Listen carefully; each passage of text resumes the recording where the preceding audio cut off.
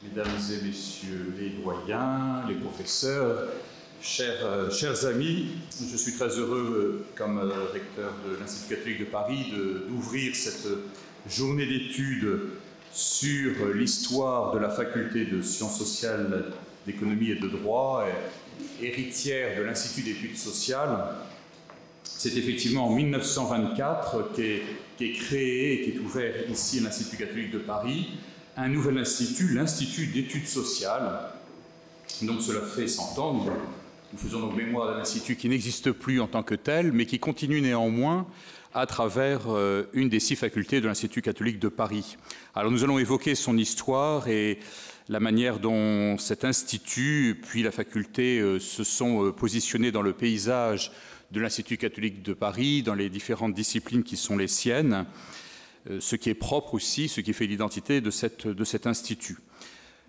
Lorsque l'on ouvre le bulletin de l'Institut catholique, c'est effectivement en octobre 1924 que l'on voit à la page 225 un descriptif de ce nouvel institut, l'Institut d'études sociales, qui arrive donc dans un contexte particulier. D'abord, un contexte historique chargé et difficile pour l'Institut catholique, j'imagine que ce sera largement dit, puisque, évidemment, on sort de la Première Guerre mondiale, ça tout le monde l'a bien en tête, bien sûr, mais aussi on sort de la crise moderniste pour l'Institut catholique de Paris, donc au début du XXe siècle, avec notamment la fameuse affaire Loisy, qui a été un traumatisme durable pour l'établissement. Et très certainement, la crise moderniste a failli emporter l'institution telle la jeune institution de l'époque. Et puis, en même temps, parce qu'un mot en suit toujours un autre, la crise combiste, donc c'est-à-dire la séparation de l'Église et de l'État en 1905, qui se passe très mal et qui provoque notamment la spoliation des bâtiments de l'Institut catholique de Paris, alors même que le recteur de l'époque avait tout un plan de construction important et ambitieux. Il s'agissait de construire l'université. Jusque-là, elle campait dans des locaux anciens, vétustes et tout à fait inadaptés, notamment le vieux couvent des Carmes. Et donc, il y avait tout un projet immobilier important de construction. Tout cela est stoppé par la spoliation. Donc, évidemment, 2 crises. Une crise, on pourrait dire, intellectuelle et une crise politique, financière en même temps, qui ont failli être fatales à l'Institut catholique de Paris. C'est dans ce contexte que le cardinal Baudrillard, le futur cardinal Baudrillard, arrive comme recteur en 1907. D'ailleurs, de la crise combiste, alors on s'en remettra plus ou moins. L'institution va traverser la Première Guerre mondiale, qui là aussi, évidemment, aurait pu être fatale à la maison. Vous imaginez bien qu'il était difficile de faire vivre une université privée, université catholique, dans ce contexte. Néanmoins, on en sort. Les choses s'arrangeront un peu du point de vue du statut de l'Institut catholique, puisque le cardinal Baudrillard pourra racheter, ou Monseigneur Baudrillard pourra racheter les murs après la Première Guerre mondiale, notamment avec l'aide bienveillante du président Poincaré, et aussi en considération de l'aide que Monseigneur Baudrillard avait apportée à la France pendant le conflit mondial. Donc, on sort de toutes ces difficultés, on en sort sans en sortir tout à fait, mais enfin, on essaye de rebondir, et en 1922 va naître une première institution qui va être importante, et là aussi, j'imagine qu'il sera évoqué, l'Académie d'éducation et d'entraide sociale, sous l'égide de Monseigneur Baudrillard, et avec l'aide d'un bienfaiteur américain. C'est d'ailleurs tout à fait typique de ce qui se passe à l'époque. Les Américains sont très présents en France, ils aident à la reconstruction. C'est le cas ici aussi à l'Institut catholique. Et cet Américain encourage notre institution à redéployer les compétences et le savoir-faire qui sont les siens et à être fidèle à sa mission et à montrer ce que l'Église peut porter dans ce domaine de l'éducation et des questions sociales. Et donc, c'est ainsi qu'en 1924 va naître l'Institut d'études sociales, dans la continuité de cette académie. Lorsque l'on regarde d'ailleurs le bulletin de l'Institut catholique de Paris de l'époque, l'actualité est marquée notamment par la mort de l'abbé Rousselot, une figure un petit peu oubliée aujourd'hui, mais c'est un homme qui a été professeur ici à l'Institut catholique de Paris, professeur aussi au Collège de France. Pour le coup, d'ailleurs, la collaboration, contrairement au cas de Loisy, a été heureuse ou plus facile. Et cet abbé Rousselot était le fondateur donc, de la phonétique, grande figure qui meurt à ce moment-là et qui est commémorée. On s'apprête aussi à préparer le centenaire, le 16e centenaire du Concile de Nicée, et aussi arrive les 50 ans, l'anniversaire des 50 ans de l'Institut catholique de Paris. Donc on se prépare à tout cela, on en voit bien trace dans les bulletins, et puis aussi les travaux du chanoine Drioton, autre figure marquante de l'époque, le chanoine Drioton qui était l'égyptologue de l'Institut catholique de Paris, qui écrivait beaucoup, était très présent dans le bulletin de l'Institut catholique de Paris, et il deviendra d'ailleurs directeur du musée du Caire par la suite. Donc un personnage tout à fait considérable, parfois pas toujours accepté ou pleinement accepté par ses pairs, mais en tout cas une figure marquante. Voilà en tout cas ce qui fait un peu le contexte, à la fois un contexte difficile d'où l'on sort et un institut qui renaît d'un point de vue intellectuel, on le voit avec une certaine richesse.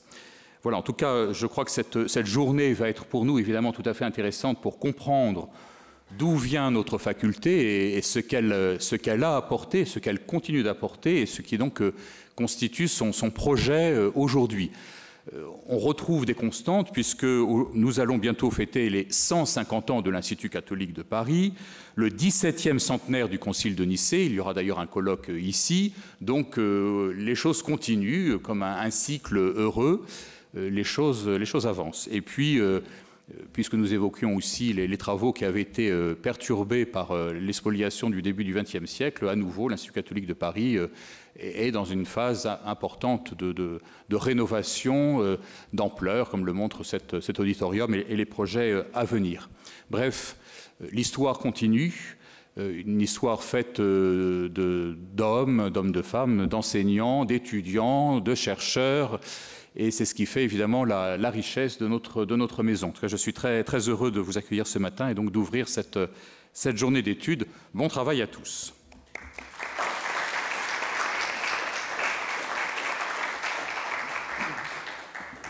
Un très grand merci, monsieur le recteur. Mesdames et messieurs, chers collègues, chères étudiantes, chers étudiants, chers amis, à la suite de notre recteur, j'ai l'agréable mission de vous accueillir aujourd'hui. Et je vous remercie de participer à cette journée d'études consacrée au centenaire de notre faculté. Soyez les bienvenus à la faculté de sciences sociales, d'économie et de droit de l'Institut catholique de Paris, dans ce bel auditorium Bernanos. À cette occasion, je tiens à remercier sincèrement Marie-Carmen Smirnelis pour son investissement et l'organisation de cette journée.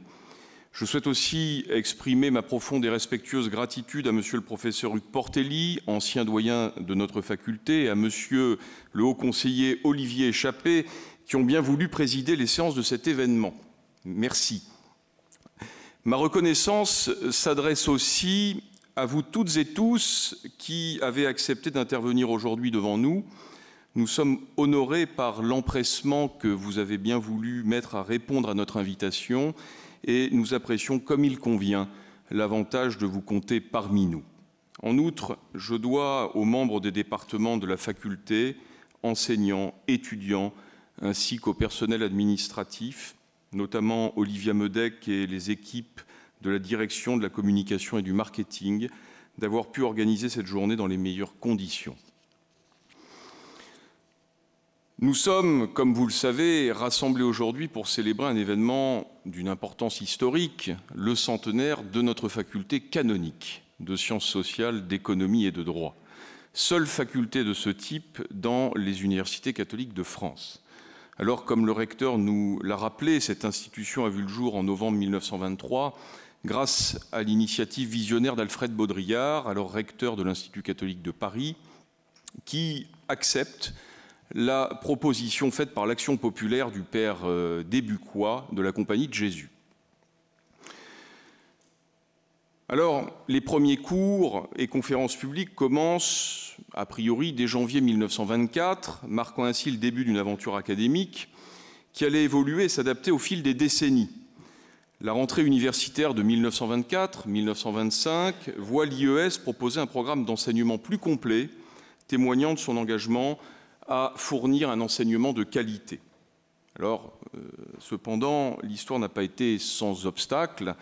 Les cours sont interrompus entre 1940 et 1943, mais avec la rentrée universitaire de 1944-1945, l'IES reprend ses activités, renforçant son rôle crucial dans la formation des esprits critiques et engagés. Les transformations de l'institution se poursuivent.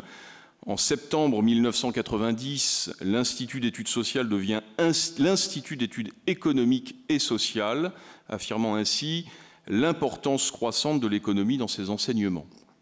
Et cette évolution est marquée en septembre 1996 par l'adoption du nom de faculté de sciences sociales et économiques. La faculté continue d'évoluer et de s'adapter aux besoins contemporains. En septembre 2022, afin de valoriser la place croissante des formations en droit, elle prend officiellement le nom de faculté de sciences sociales, d'économie et de droit. En célébrant ce centenaire, nous rendons hommage à une histoire riche et dynamique. Nous honorons tous ceux qui ont contribué à faire de notre faculté un lieu de réflexion critique. Nous célébrons une tradition d'excellence académique et d'innovation pédagogique. Depuis sa création, la FACED a toujours été guidée par une mission claire, être au plus près de la doctrine sociale de l'Église. En intégrant les principes de la dignité de la personne humaine, du bien commun, de la subsidiarité, de la solidarité et de la justice sociale, notre faculté s'efforce de former des étudiants capables de promouvoir ces valeurs. L'enseignement des sciences sociales, de l'économie et du droit a constamment évolué au sein de notre faculté. Au départ centré ou plus centré sur les questions sociales, notre programme s'est progressivement élargi pour inclure des perspectives économiques et juridiques essentielles à la compréhension des dynamiques complexes de notre monde. Aujourd'hui, ces disciplines sont intégrées de manière holistique, reflétant les interdépendances croissantes entre les dimensions sociales, économiques et juridiques des enjeux contemporains. Alors, en ce jour mémorable, nous avons également l'honneur de présenter une exposition et une journée d'études qui mettent en lumière notre riche héritage.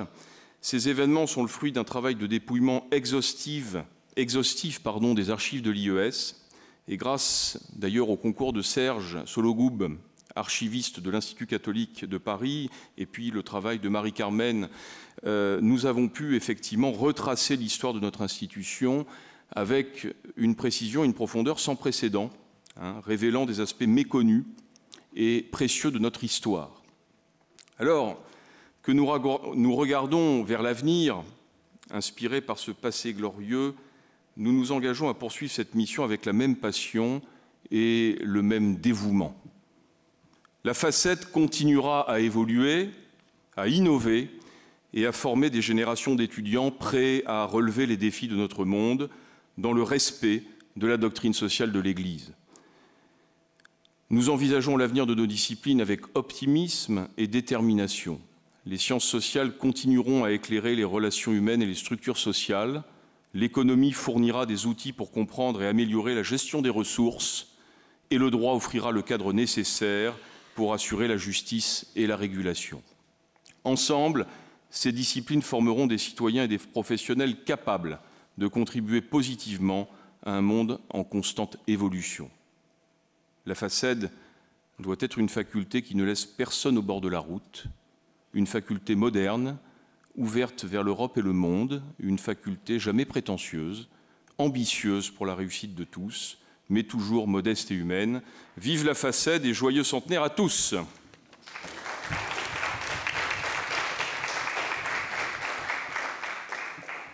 Bien, mesdames et messieurs, j'ai la redoutable mission de modérer cette matinée de travail, ce qui consistera effectivement à rappeler aux intervenants les délais de rigueur à respecter. Mais puisqu'il m'est accordé quelques minutes de présentation, je voudrais, parce que ce n'est pas évident, après tout, je suis professeur de la faculté de droit canonique de cette maison, je voudrais vous dire pour quelles raisons je suis heureux de participer à ce centenaire de la FACED. Et je voudrais le faire en 4 très rapides flashs sur des souvenirs de ma longue carrière déjà à l'Institut catholique de Paris. Premier souvenir, c'est 1977. Je suis étudiant à Sciences Po et je prends la décision, très importante pour ma vie à venir, de m'inscrire à la faculté de droit canonique de Paris. À l'époque, la faculté de droit canonique était 12 rue Cassette. Et très vite, dans cette époque où on rentrait à l'Institut catholique par toutes les portes et on sortait absolument comme on le voulait de cette maison, à l'époque, très vite, j'ai vu qu'au 24 de cette rue, il y avait un institut d'études sociales.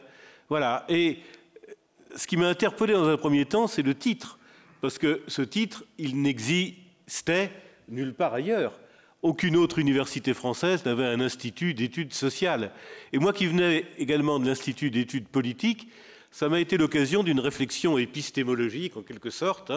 Quelle identité il y a entre ces sciences politiques et ces sciences d'un côté et ces sciences sociales du côté de l'Institut catholique de Paris. Alors je ne vous dirai pas ce que j'en ai tiré comme conclusion, mais si, la question de savoir si effectivement le droit fait partie des sciences politiques ou des sciences sociales, ce que les juristes n'aiment pas beaucoup. Les juristes ont souvent le sentiment qu'ils sont une discipline à elles toutes seules, chargée du bien et du juste, comme le dit le digeste.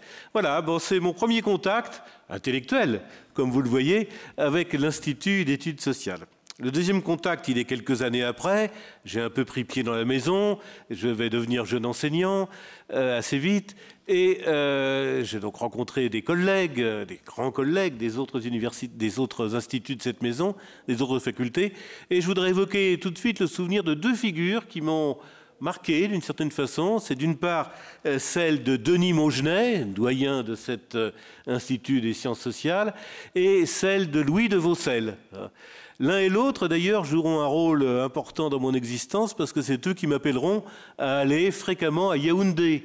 À l'issue de leur carrière à l'Institut d'études sociales, ils se sont engagés dans la création de l'Université catholique de Yaoundé au Cameroun et en particulier de la faculté de sciences sociales de cette université. Et à un certain moment, ils m'appelleront pour y donner des enseignements et pour participer à la création du département de droit canonique.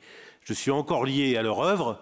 Ils sont disparus tous les deux, comme chacun sait, mais je suis encore lié à leur œuvre puisque j'appartiens au conseil d'administration de cette université catholique d'Afrique centrale, qui est une belle réalisation, d'une certaine façon, une réalisation de l'Institut d'études sociales, en partie en tout cas.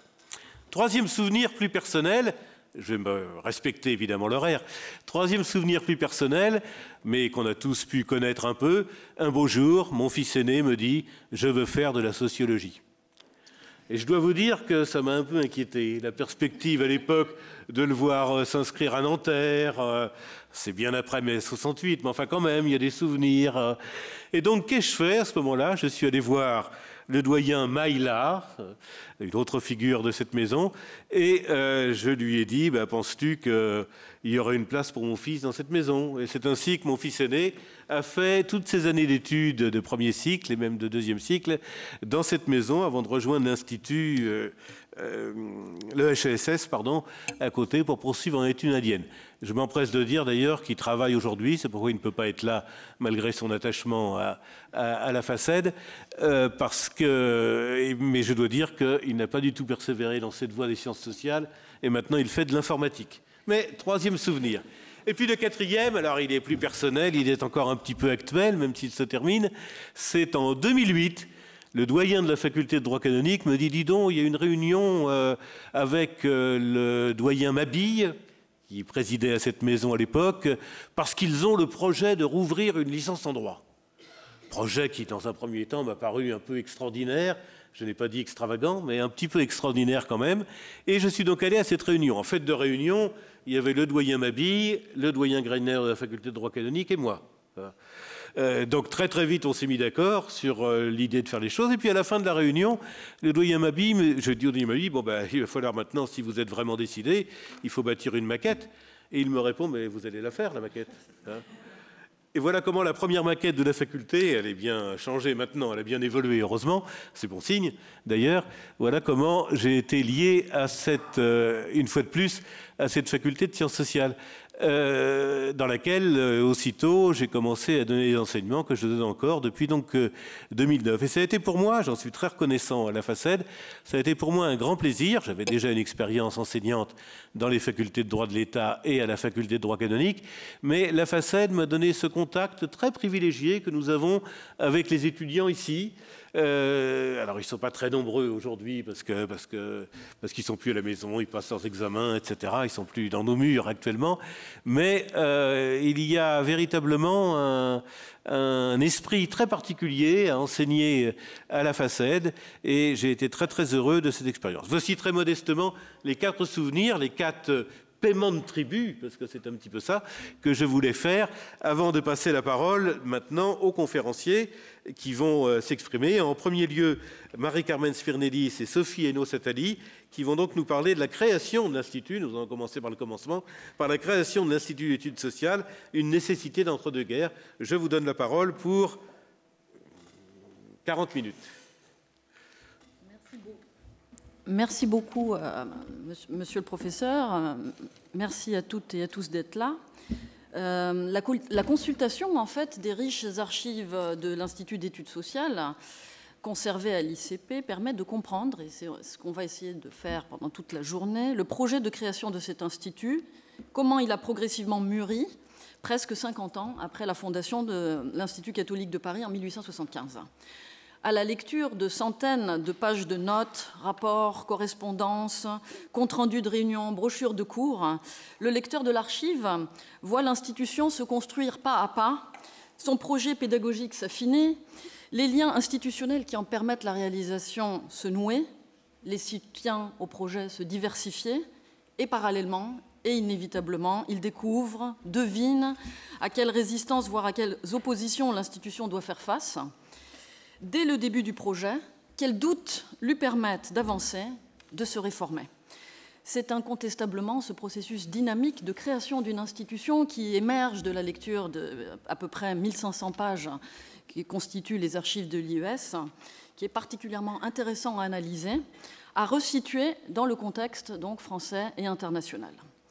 Alors, de cette histoire de 100 ans de la FACED que nous allons célébrer toute la journée, cette première communication à 2 voix avec ma collègue Sophie Hainaut-Satali va s'attacher dans un premier temps à situer la création de l'IES dans le paysage académique français, puis se concentrera sur les débuts de l'IES, des premières réflexions entreprises que notre recteur et notre doyen nous ont déjà un peu esquissées sur la nécessité d'un tel institut jusqu'à l'approbation définitive de ses statuts en 1927 par la congrégation romaine des séminaires et universités, comme on l'appelait à l'époque. Les discussions sur la création de l'IES ou sur les enseignements qui y sont et seront dispensés se font d'ailleurs l'écho, et ça c'est très très intéressant, et je vous remercie de l'avoir souligné déjà, se font donc l'écho des débats qui ont secoué le monde académique de la fin du XIXe siècle, quant à la place à donner aux sciences sociales au sein de l'université française, et de l'autre, des évolutions politiques, économiques, sociales, géopolitiques qui ont bouleversé la France et ses voisins, avec l'émergence des nationalismes, le développement du mouvement ouvrier, l'essor du syndicalisme et l'apparition des partis politiques d'inspiration socialiste, les conséquences évidemment de la fin de la Première Guerre mondiale et de la Révolution russe doivent également être pris en compte pour comprendre cette mise en contexte et les cours surtout qui vont être proposés aux étudiants de la toute première promotion. Bonjour à toutes et tous. Merci Marie-Carmen pour cette introduction. Alors, quand en 1924, l'Institut d'études sociales, donc l'ancêtre de la FACED, voit le jour, les sciences sociales occupent une place assez réduite dans le milieu académique français. En 1920, on comptait ainsi 17 enseignants en sciences sociales dans les facultés de lettres et 12 au Collège de France et à l'École pratique des hautes études. D'ailleurs, en 1900, l'économiste Charles Gide, qui était théoricien de l'économie sociale, dirigeant du mouvement coopératif français et président du mouvement du christianisme social, déplorait que la France ait été à peu près la dernière à organiser l'enseignement des sciences sociales. Donc, dans cette première partie de notre communication à 2 voix, je me propose précisément de faire la genèse de l'émergence des sciences sociales dans le milieu académique français. Il s'agit ainsi de mettre en perspective la création de l'IES en resituant le contexte dans lequel il a vu le jour. L'émergence des sciences sociales comme discipline académique se situe dans le dernier quart du XIXe siècle, une période durant laquelle la France et la société française sont en pleine mutation. En effet, cette époque voit l'avènement de la Troisième République, après la défaite de 1871, le scandale de Panama, la montée du nationalisme et de l'antisémitisme dans le contexte de l'affaire Dreyfus, ainsi que l'affirmation du mouvement ouvrier. Et une fois au pouvoir, les républicains considèrent que les sciences sociales sont nécessaires pour appréhender les changements que connaît la société française et adapter les politiques publiques à ces évolutions. Ils souhaitent en outre diffuser via l'université les idées républicaines, ce qui passe par des cours en sciences sociales. Mais qu'entendait-on alors par sciences sociales? Eh bien, en fait, c'est difficile à dire de manière précise, et c'est d'ailleurs ce que je vais essayer de vous montrer, parce que, en fait, ce qu'on fait entrer dans le champ des sciences sociales diffère selon le cadre dans lequel on s'exprime. On a déjà évoqué tout à l'heure la sociologie, l'économie, le droit, et donc on va voir qu'effectivement, ce champ des sciences sociales est à géométrie variable et ses frontières changent, évoluent au fil du temps et, une fois de plus, selon l'endroit d'où on s'exprime. En tout cas, on peut dire que l'émergence des sciences sociales comme discipline en France se fait donc dans le dernier quart du XIXe siècle. En 1872 est créée l'école libre de sciences politiques qui est initiée par Émile Boutmy, administrateur et professeur d'histoire à l'École centrale d'architecture, collaborateur du quotidien La Liberté. Et donc, Émile Boutmy, grâce à des banquiers, à des industriels, va mettre en place cette école, qui est alors entièrement privée, avec le projet, finalement, de diffuser les idées qui sous-tendent les politiques mises en place par le nouveau régime républicain, mais aussi de former des étudiants aux fonctions de l'administration républicaine. Si les cours à ce moment-là qui sont dispensés à l'école libre de sciences politiques portent essentiellement sur ce qu'on appellerait les sciences administratives, ils intègrent dès 1893 des cours d'économie sociale. Puis en 1901 est créée la section économique et sociale qui propose des cours théoriques et des cours pratiques. À l'université, les sciences sociales émergent parallèlement dans les facultés de lettres et dans les facultés de droit. Dans un premier temps, les facultés de droit sont assez hostiles aux sciences sociales. Compte tenu de la finalité professionnalisante des études de droit, les professeurs de droit estiment qu'il n'y a pas de place pour les sciences sociales, les étudiants devant se concentrer sur leur formation au métier du droit. Toutefois, assez vite, les professeurs des facultés de droit vont un petit peu, j'ai envie de dire, se convertir. Ils vont prendre conscience de la nécessité de renouveler l'intérêt pour les études de droit en proposant de nouveaux débouchés. En effet, les effectifs des facultés de droit stagnent, alors que ceux de l'école libre de sciences politiques ne cessent d'augmenter. Et donc, face à cette concurrence, les facultés de droit cherchent à montrer qu'elles ne forment pas seulement au métier du droit, mais qu'on peut aussi s'y former au métier de l'administration et du politique. Et c'est ainsi que les facultés de droit élargissent leur offre de cours. En 1875, il est créé une chaire d'économie à la faculté de droit de Lille. En 1876, l'économie politique devient une matière d'examen en deuxième année. Et en 1892, un cours d'économie politique est proposé dans 11 des 13 facultés de droit de l'Hexagone. Donc, on le voit à ce moment-là, ce qui est considéré comme relevant des sciences sociales dans les facultés de droit consiste pour l'essentiel dans des disciplines connexes du droit. On trouve, ce qu'on peut trouver quand on lit, c'est que étaient considérés comme relevant des sciences sociales les cours de législation comparée, des cours de législation industrielle et sinon des cours d'économie sociale, d'économie politique, de sciences financières aussi. Parallèlement, la sociologie émerge dans les facultés de lettres. Alors, déjà, les facultés de lettres avaient accueilli ce qui était à l'époque considéré aussi comme relevant des sciences sociales, la géographie en 1870, puis s'était ouverte en 1882 à la pédagogie, dans le contexte où le pouvoir républicain a rendu l'instruction primaire obligatoire et laïque. Et une chaire d'histoire contemporaine a été créée en 1884. Alors c'est via les cours de pédagogie que la sociologie entre à l'université, notamment par l'intermédiaire d'Émile Durkheim. En effet, c'est Durkheim, normalien, agrégé de philosophie en 1882, qui plaide pour la diffusion des sciences sociales dans les facultés de lettres. Lui qui est devenu en 1887 chargé de cours en sciences sociales et pédagogie à l'université de Bordeaux, considère donc que les problèmes que traverse une société sont essentiellement liés à l'éducation et que le moyen de remédier à cela est de former les enseignants sur les questions de société. Un point de vue qu'il exprime notamment lors du Congrès international de l'éducation sociale qui se tient en 1900 dans le contexte de l'exposition universelle de Paris.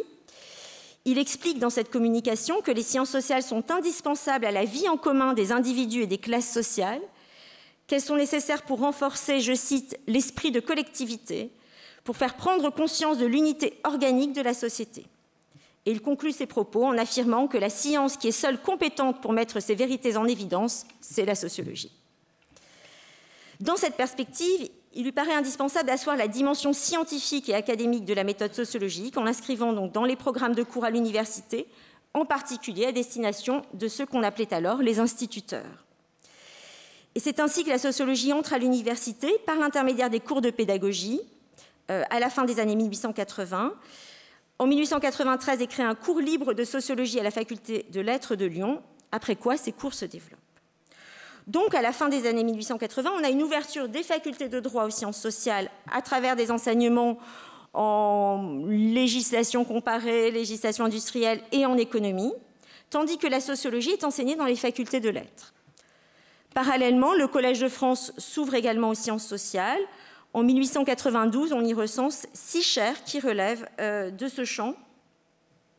Mais ce développement au Collège de France reste limité dans la mesure où les chaires sont associées à des individus et de sorte que leur intitulé et leur contenu changent à chaque fois avec leur titulaire. De plus, le Collège de France ne délivre pas de diplôme pour sanctionner les cours. Donc, la création de chaires au Collège de France n'entraîne pas véritablement une institutionnalisation de la discipline. Au début des années 1890 s'ouvre une deuxième période pour les sciences sociales. Des débats alors animent les facultés de droit au sujet de la place que doivent y occuper les sciences sociales. Certains juristes considèrent que les sciences sociales doivent être l'apanage des facultés de droit à cette époque-là. Ainsi, dans un article publié en 1889, le juriste Léon Duguy, qui dispense lui-même un cours de sociologie à la faculté de droit de Bordeaux, explique que toutes les sciences sociales, y compris la sociologie, devraient être enseignées de manière exclusive dans les facultés de droit. En 1902, Ernest Glasson, professeur de procédure civile et d'histoire du droit, considère, je le cite, que si les facultés de droit veulent exercer une influence plus puissante sur la jeunesse et par cela même sur l'opinion publique de l'avenir, il faut qu'elles ne craignent pas d'aborder les problèmes à l'ordre du jour, en d'autres termes, qu'elles deviennent des facultés de droit et de sciences sociales. Cependant, quand en 1893, Fernand Faure, qui est un homme politique du Parti radical socialiste, qui enseigne lui-même l'économie politique, lorsqu'il demande donc la création d'une chaire en sciences sociales dans les facultés de droit, la majorité des professeurs s'y opposent, car ils voient là une discipline insuffisamment scientifique pour être enseignée à l'université. Certains, comme Maurice Horiou, professeur de droit administratif à l'université de Toulouse, contestent même la prétention des sociologues à vouloir coordonner et diriger toutes les autres disciplines. Pour Horiou, la sociologie est une discipline dangereuse qui peut conduire, je le cite, à des insurrections ou des attentats. Dans un texte publié dans la Revue internationale de sociologie en 1893, il qualifie la sociologie de science meurtrière, contraire aux vieilles traditions morales et juridiques, fermez les guillemets. Maurice Horiou reproche à la sociologie de mettre au premier plan les structures sociales et ainsi de freiner l'amélioration de l'individu et plaide en lieu et place pour l'introduction de cours de psychologie pour comprendre les comportements humains. Malgré tout, prenant le contre-pied de la position de Maurice Horiou, la faculté de droit de Paris adopte en 1894 une motion en faveur de l'introduction de cours de sociologie en son sein, en réaction au développement des sciences sociales dans les facultés de lettres. Il est très intéressant de lire le texte de cette motion, car en effet, la faculté de droit y justifie donc ce projet par le fait que les professeurs des facultés de droit seraient plus modérés que ceux des facultés de lettres. Je cite, « Les sociologues enseignent en général des doctrines qu'on peut considérer comme dangereuses au point de vue social. Les professeurs de nos facultés présentent les plus certaines garanties en ce qui concerne le caractère purement scientifique des cours qu'ils professent. » Toutefois, cette motion ne fait pas l'unanimité. Un certain nombre de professeurs qui étaient absents lors de son vote manifestent leur opposition. Et finalement, elle est abandonnée, de sorte que les théories d'Auguste Comte ne seront pas enseignées dans les facultés de droit. Pour autant, les sciences sociales ne disparaissent pas totalement des facultés de droit, ou du moins la science sociale, puisque le singulier devient privilégié dans ces facultés. Certains professeurs l'enseignent notamment dans le cadre de leur chaire, sous couvert des autres branches du droit, ou dans le cadre de cours optionnels. Et en 1894, il devient possible de préparer 2 types de doctorats au sein des facultés de droit, un en études juridiques, l'autre en études économiques et politiques, tandis que certains juristes, comme Léon Duguy ou encore Raymond Saleil, tiennent le droit pour une science sociale, mettant en avant que la science du droit est une science d'observation qu'on ne peut réduire à la seule connaissance de droit. Alors, ces débats très riches qui ont divisé les facultés de droit au tournant du XXe siècle nous intéressent particulièrement aujourd'hui quand on pense à l'évolution de l'IES, qui, devenue de faculté de sciences sociales et d'économie, a ouvert en 2009, ça a été rappelé, une licence en droit pour finalement intégrer le droit dans son appellation en devenant en 2022 la faculté de sciences sociales, d'économie et de droit. Alors, quelques mots pour terminer mon intervention, en signalant quand même d'autres initiatives en dehors du cadre de l'université publique qui ont contribué à donner de la visibilité aux sciences sociales. D'autres initiatives qui révèlent également les croisements qu'il pouvait y avoir entre droit, économie, sociologie, mais aussi histoire, géographie. Nous voyons bien qu'à cette époque-là, finalement, loin de s'enfermer dans une seule discipline, les enseignants cherchaient au contraire à établir des ponts entre différentes disciplines, à l'instar de ce que propose aujourd'hui la FACET. Donc, j'en signalerai quelques-unes de ces initiatives, notamment la création en 1895, la création dès 1856 par Frédéric Leplay, un polytechnicien qui s'était consacré à l'étude des sociétés.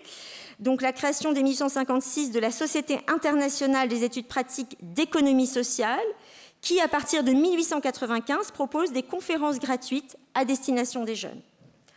Parallèlement, d'autres disciples de Frédéric Leplay, inaugurant la même année, en 1895, grâce au financement du comte Aldebert de Chambrun, un musée social.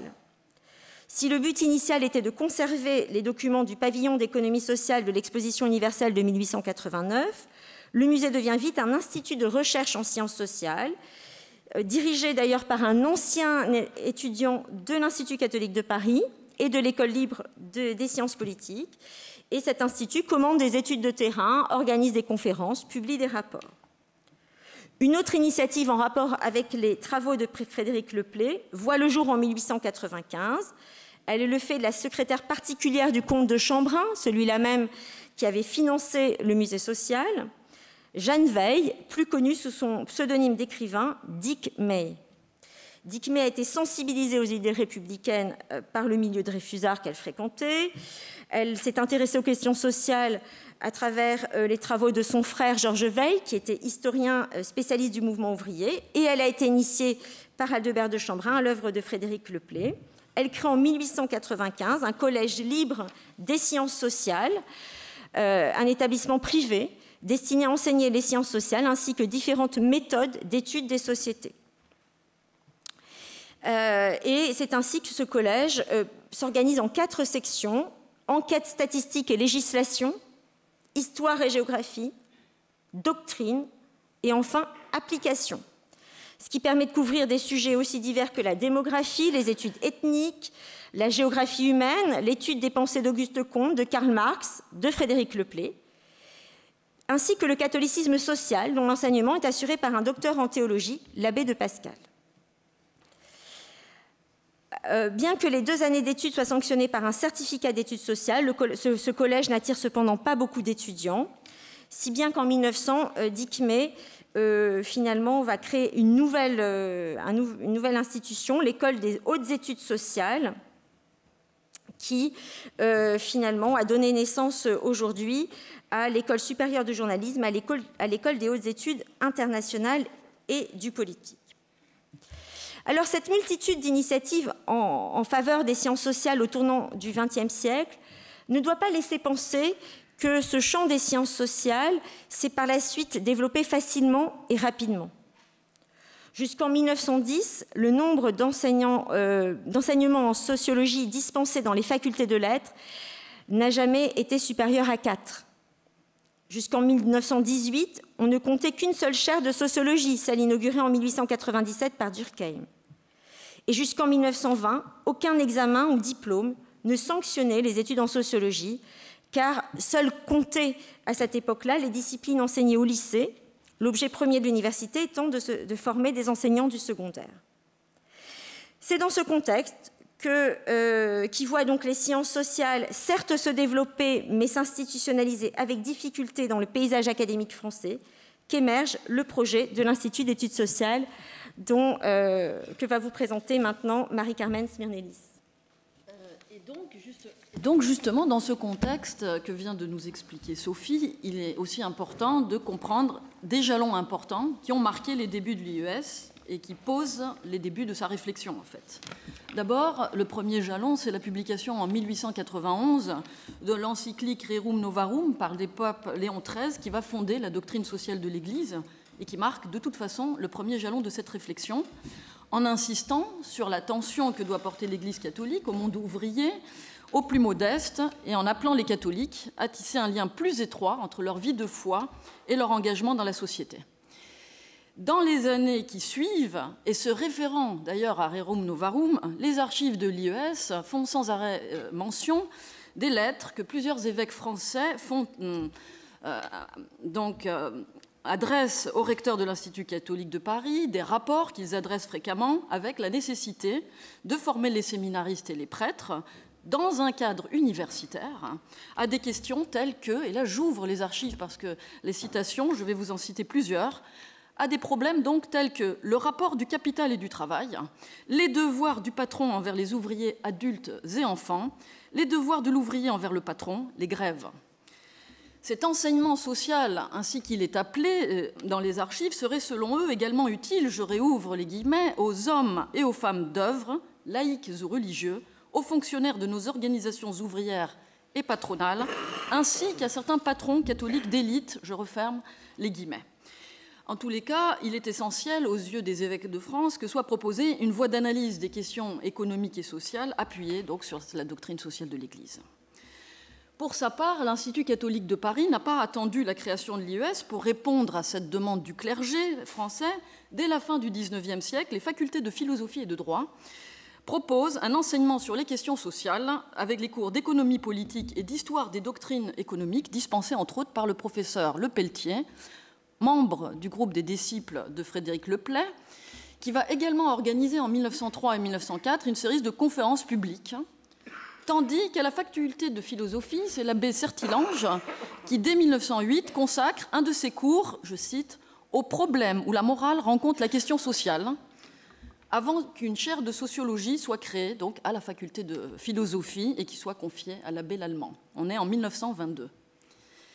D'autres initiatives sont prises parallèlement dans le monde catholique français, qu'on doit citer pour comprendre la naissance de l'IES, et c'est donc la fondation en 1903 de l'Action populaire par le père Leroy de la Compagnie de Jésus, bientôt secondé par le père Gustave Desbucois.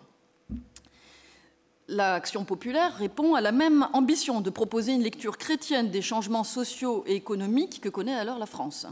Il s'agit de remédier toujours à l'éloignement du monde ouvrier de l'Église catholique et de la pratique religieuse, mais aussi de faire prendre conscience aux dirigeants de leurs responsabilités en matière sociale en leur proposant justement un enseignement social. Le jalon dès lors suivant qui va marquer vraiment la création de l'IES, c'est l'initiative en 1922 du père Desbucois qui contacte Alfred Baudrillard, alors recteur de l'Institut catholique de Paris, afin que les cours qui étaient dispensés à l'Action populaire soient affiliés à la faculté de théologie de l'Institut catholique de Paris et bénéficient ainsi du crédit de cette dernière auprès des instances romaines. En 1922 toujours, est présenté en décembre devant le Conseil des enseignants de la faculté de théologie le projet donc de création d'un institut d'études sociales. Il est porté par le père des Bucois et le père Verdier, qui est alors supérieur du séminaire des Carmes, qui par la suite va devenir archevêque de Paris. Tous deux insistent dans leurs notes sur l'importance d'un tel projet pour l'Église catholique, car, je vais ouvrir les guillemets pour que vous compreniez la saveur de l'archive, à l'occasion des relations sociales de tout genre qui se multiplient et s'enchevêtrent, nos prêtres auront de plus en plus à résoudre des cas de conscience, souvent très complexes. Et ils devront les résoudre avec une compétence qui s'imposera aux hommes d'œuvre, aux grands industriels, aux futurs chefs et administrateurs de l'organisation professionnelle, aux politiques même. La création, donc, au sein de l'ICP, d'un institut dédié à l'enseignement des sciences sociales signifie dès lors rendre plus visible, en présentant aux étudiants, écrivent-ils, un tableau d'ensemble, des cours déjà existants, puisque je vous ai dit qu'il y en avait déjà qui existaient, de fortifier, ce sont toujours leurs mots, l'enseignement sociologique déjà dispensé par l'abbé Lallemand, et surtout d'institutionnaliser l'offre de formation, d'autant plus, insiste-t-il, qu'elle existe déjà à l'Université catholique de Milan, de Louvain et de Lille. Le lancement du coup de l'IES implique la recherche de financement, et monsieur le recteur, vous aviez mentionné en effet l'aide apportée dès avril 1923 par l'Académie d'éducation et d'entraide sociale présidée par le recteur de l'ICP et financée donc par la générosité d'un diplomate, Edmond Briwert, qui va accorder une somme de 50 000 francs de l'époque pour la création de 2 chaires d'économie sociale, la moitié accordée à l'Université catholique de Lille et l'autre moitié à la création de l'IES. Le projet a donc bien avancé, il semble viable lorsqu'il est présenté devant l'Assemblée générale des évêques, que l'on appelle à l'époque protecteurs, de novembre 1923, qui accepte le principe de création de l'IES. En attendant l'accord de la Congrégation romaine pour les séminaires et universités, les débuts de l'IES ne pouvaient être que modestes. Une série de conférences publiques, comme l'a rappelé notre doyen, est organisée à partir de janvier 1924 sur des thématiques, je cite, aussi diversifiées que les grandes organisations patronales, le bolchevisme, le statut de l'Église de France, l'Alsace-Lorraine, la Sarre, les pays rhénans. Conférences qui reflètent bien sûr les préoccupations tant sociales, politiques qu'économiques ou géopolitiques des Français au sortir de la Première Guerre mondiale. Parallèlement, des chaires déjà existantes dans les facultés de droit et de philosophie poursuivent bien sûr leur enseignement, tandis que le projet de création de d'autres chaires est à l'étude, comme on voit les balbutiements dans les archives. Pourtant, malgré ces avancées significatives, les archives de l'IES vont très vite insister sur la nécessité, la difficulté de la mise en œuvre d'un tel projet, compte tenu, j'ouvre les guillemets, de l'environnement ecclésial relativement hostile à ce genre d'entreprise, en raison des intrigues des intégristes, qui ont eu pour conséquence que l'enseignement social a été un certain temps mal vu à Rome. Je referme les guillemets. Les archives de l'IES se réfèrent à la période tourmentée que, monsieur le recteur, vous avez mentionnée, qu'a vécue l'Église catholique depuis la fin du XIXe siècle et jusqu'aux premières années du XXe siècle, avec la crise moderniste. Et dès lors, elles interrogent la place des nouvelles sciences que sont les sciences sociales, que l'on vient de voir, qui se seraient constituées en dehors de l'Église, voire contre elle. Il n'est dès lors pas surprenant de comprendre que l'action populaire soit critiquée par certains catholiques. Un article de Joseph Joblin récent en explique d'ailleurs très bien les raisons quand il retrace l'émergence du christianisme social, en particulier en interrogeant la place des pauvres dans la société.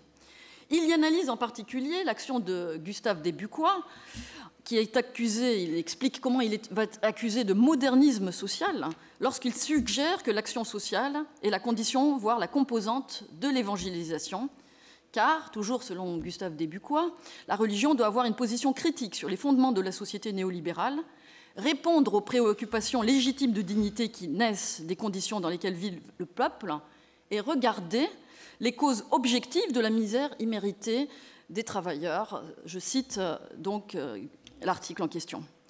Ainsi, en s'attachant à résoudre les problèmes du peuple, écrit Gustave Desbucois, l'Église arrachera les foules à la fascination religieuse du collectivisme, au matérialisme et à la libre pensée qui l'accompagne, pour reprendre toujours les termes de Gustave Desbucois. À partir de cette exigence apostolique, il va définir une éthique sociale, l'amélioration des conditions de vie des ouvriers, ne relevant pas de la charité, mais de la justice selon lui. Malgré ces difficultés, les nombreuses correspondances que le recteur de l'Institut catholique de Paris échange entre 1922 et 1927 avec les pères Desbucois et Verdier attestent de son soutien sans faille au projet, de sa hâte même à ce qu'il se réalise. En juin 1923, une note du père Desbucois précise que le recteur de l'ICP et les chanoines Verdier pressent la chose le plus possible, pour reprendre les termes de l'archive, et souhaitent que le projet aboutisse dès la prochaine rentrée, puisque la question financière est enfin résolue. Alfred Baudrillard est convaincu de l'importance d'un tel lieu de formation, tant pour l'ICP que plus largement pour l'Église catholique, dans le contexte parisien qui vient de nous être présenté. Après la présentation du projet de l'IES devant l'Assemblée des évêques protecteurs de l'ICP de fin de 1923 que je vous avais mentionné, le recteur Baudrillard se rend à Rome en avril 1924 avec un programme provisoire, des cours et la liste des enseignants pressentis pour les dispenser, afin d'obtenir l'accord de la congrégation des séminaires et universités pour la création officielle de l'IES. Cette congrégation va se montrer frileuse, comme en atteste la lettre de son préfet, le cardinal Bisletti, adressée au recteur le 26 juillet 1924, lui demandant de préciser à nouveau, j'ouvre les guillemets, dans quel esprit seraient abordés et discutés tant de problèmes épineux qui s'agitent sur le terrain social. Nommons la mission et la compétence de l'État, spécialement en matière d'éducation, d'expropriation et d'impôts, la théorie de l'école unique, l'autorité, son origine, la part qui lui revient dans la société publique, la famille, l'usine, la genèse et l'inviolabilité de la propriété mobilière et immobilière, la question féministe, la question syndicale, droit de coalition, liberté de travail, la rémunération du travail, le salaire, la participation aux bénéfices, les allocations familiales, le nationalisme, l'internationalisme, le socialisme et l'évolution sociale. Toutes ces questions-là, je referme les guillemets. Devant la résistance de la congrégation, la réponse d'Alfred Baudrillard au cardinal Bisletti, le 3 août 1924, est ferme, insistant sur la nécessité d'un IES, alors même qu'un enseignement en sciences sociales est déjà dispensé à l'Université catholique de Lille. Et donc, il va lui demander la possibilité d'ouvrir, au moins pour un an, cet institut d'études sociales, rappelant une fois encore au cardinal le fait que les enseignants qui vont dispenser les cours à l'IES le font déjà dans les facultés de droit et de philosophie de l'ICP et que leur enseignement, j'ouvre les guillemets, n'a jamais soulevé la moindre critique. Au final, écrit-il, je réouvre les guillemets pour que vous sentiez l'archive, il ne s'agit pas de quelque chose de nouveau, mais uniquement de rapprocher leurs enseignements en un même corps. De telle sorte qu'au lieu d'être dispersés dans les diverses facultés, ils se présentent ensemble, se corroborent les uns les autres, parfois avec une adaptation nécessaire à un auditoire autre que celui des facultés.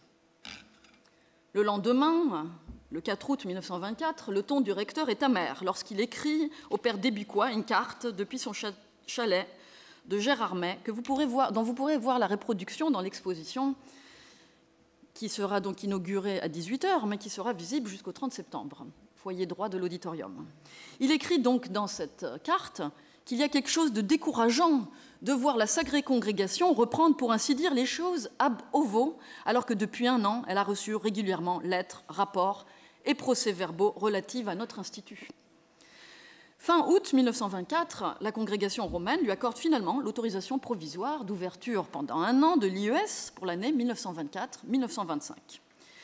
La première rentrée universitaire de l'IES aura donc lieu en octobre 1924 avec 15 étudiants, dont 4 prêtres. 6 des 15 étudiants ont suivi les cours avec l'objectif d'obtenir un diplôme.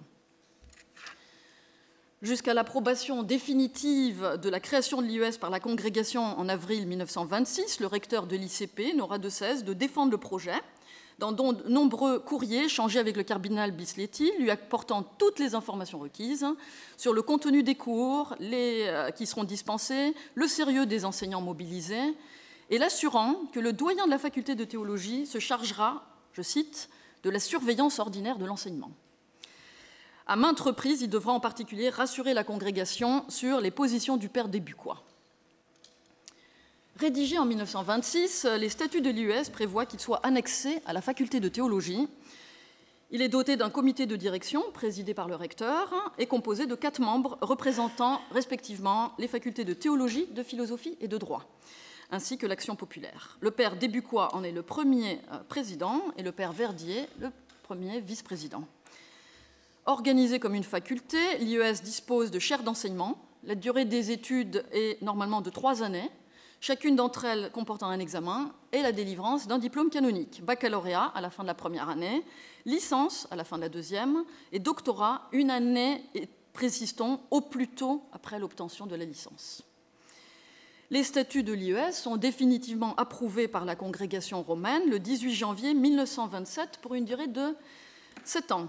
Vous pourrez voir toujours dans l'exposition la reproduction de la lettre que le cardinal Bisletti adresse au recteur le 7 février 1927 pour l'en informer par ces mots « Je suis heureux de faire savoir à votre grandeur que lors de la séance plénière du 18 janvier 1927, les cardinaux de la Sacrée Congrégation ont décidé qu'étant donné l'esprit vraiment catholique romain qui anime l'Institut d'études sociales de Paris, c'est ainsi dans l'archive, et aussi la science et la prudence avec lesquelles les questions y sont traitées, il y a lieu d'approuver définitivement cet institut. Il est prévu que le directeur de l'IES envoie chaque année à la congrégation romaine un rapport sur la marche de l'Institut et aussi un aperçu de chacune des matières traitées par les professeurs de l'Institut dans le courant de l'année. Le bilan dressé à la fin de cette première année d'existence est clair. Faire mieux connaître l'existence de l'IES, poursuivre ses activités, diversifier le contenu des cours, en particulier, pour reprendre ces termes, pour réfuter les systèmes socialistes et communistes dont les progrès, depuis quelques années, exigent de la part des catholiques un effort de défense à la fois religieuse et sociale. Au cours des années suivantes, l'IES poursuit sa lente croissance. Les étudiants inscrits, essentiellement des prêtres dans un premier temps, sont au nombre de 30 durant l'année universitaire 1930-1931. 10 ans après sa fondation, en 1934, l'IES attire désormais 207 auditeurs. Elle a délivré 6 diplômes de doctorat. Le contenu des cours s'est diversifié en écho aux préoccupations sociales, économiques, politiques, internationales de ses étudiantes et ses étudiants, et aussi pour répondre aux attentes du marché du travail.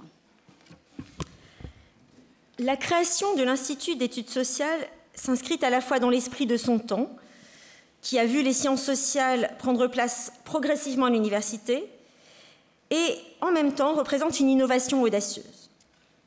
Elle s'inscrit dans l'esprit de son temps car, à travers l'Institut d'études sociales, l'Institut catholique de Paris participe lui aussi à la formation de ses étudiants aux questions sociales. Mais, on l'a vu, elle représente également une innovation.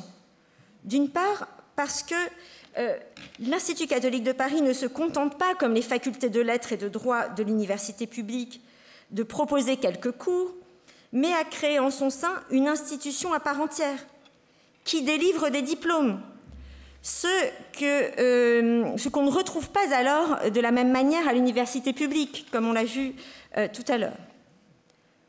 D'autre part, l'Institut d'études sociales représente une innovation au sein d'une université catholique, comme l'illustrent les débats qui ont présidé à sa création et qui viennent de vous être présentés. Depuis 1924, évidemment, l'Institut d'études sociales s'est développé, a évolué, à travers ses formations pluridisciplinaires qui embrassent une diversité de problématiques. La faculté de sciences sociales, d'économie et de droit demeure fidèle à l'esprit qui a présidé à la création de l'Institut d'études sociales, en étant une institution à la fois toujours au diapason de son temps et toujours innovante. Nous vous remercions.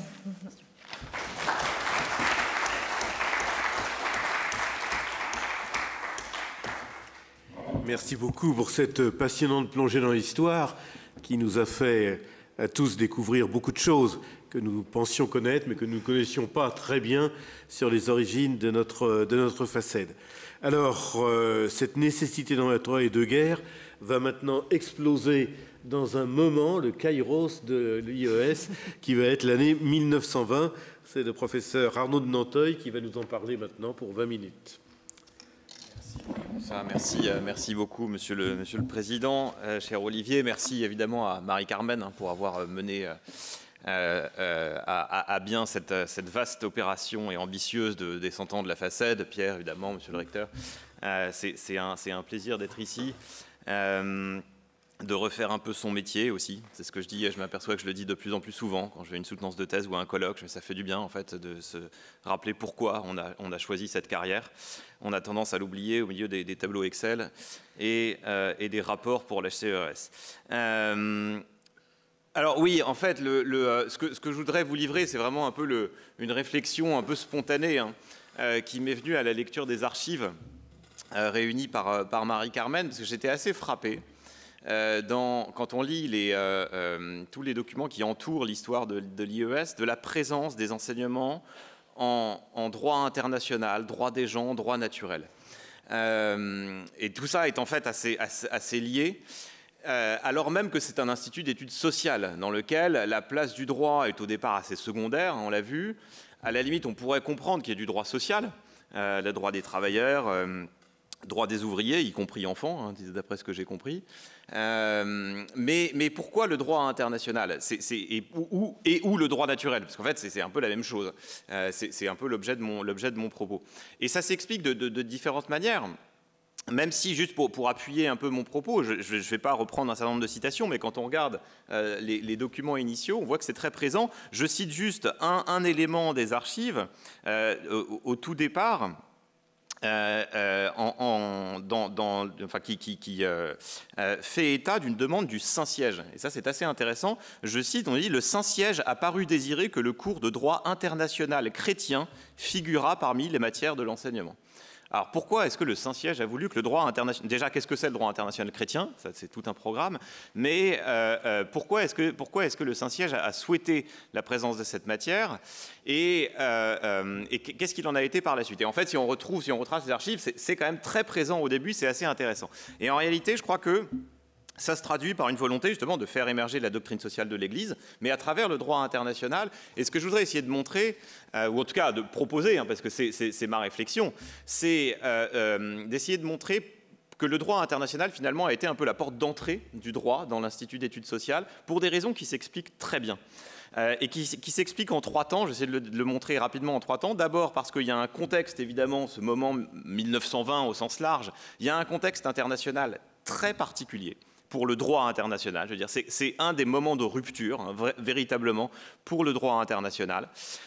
Que le droit international, il entretient des liens très étroits avec le droit naturel, notamment à l'époque, encore à l'époque en tout cas, et que le droit naturel entretient des liens très étroits avec disons, la pensée chrétienne. On peut dire ça de manière assez schématique, mais c'est un peu ça que je voudrais montrer, et donc ça se comprend très bien. Et donc si on suit ce cheminement, on comprend très bien pourquoi le droit international est aussi présent, et pourquoi encore aujourd'hui, finalement, il marque, alors plus partout, mais encore à la FACED, et je crois qu'il faut tenir.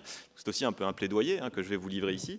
Mais il y a une cohérence entre cette présence du droit international et la doctrine sociale de l'Église.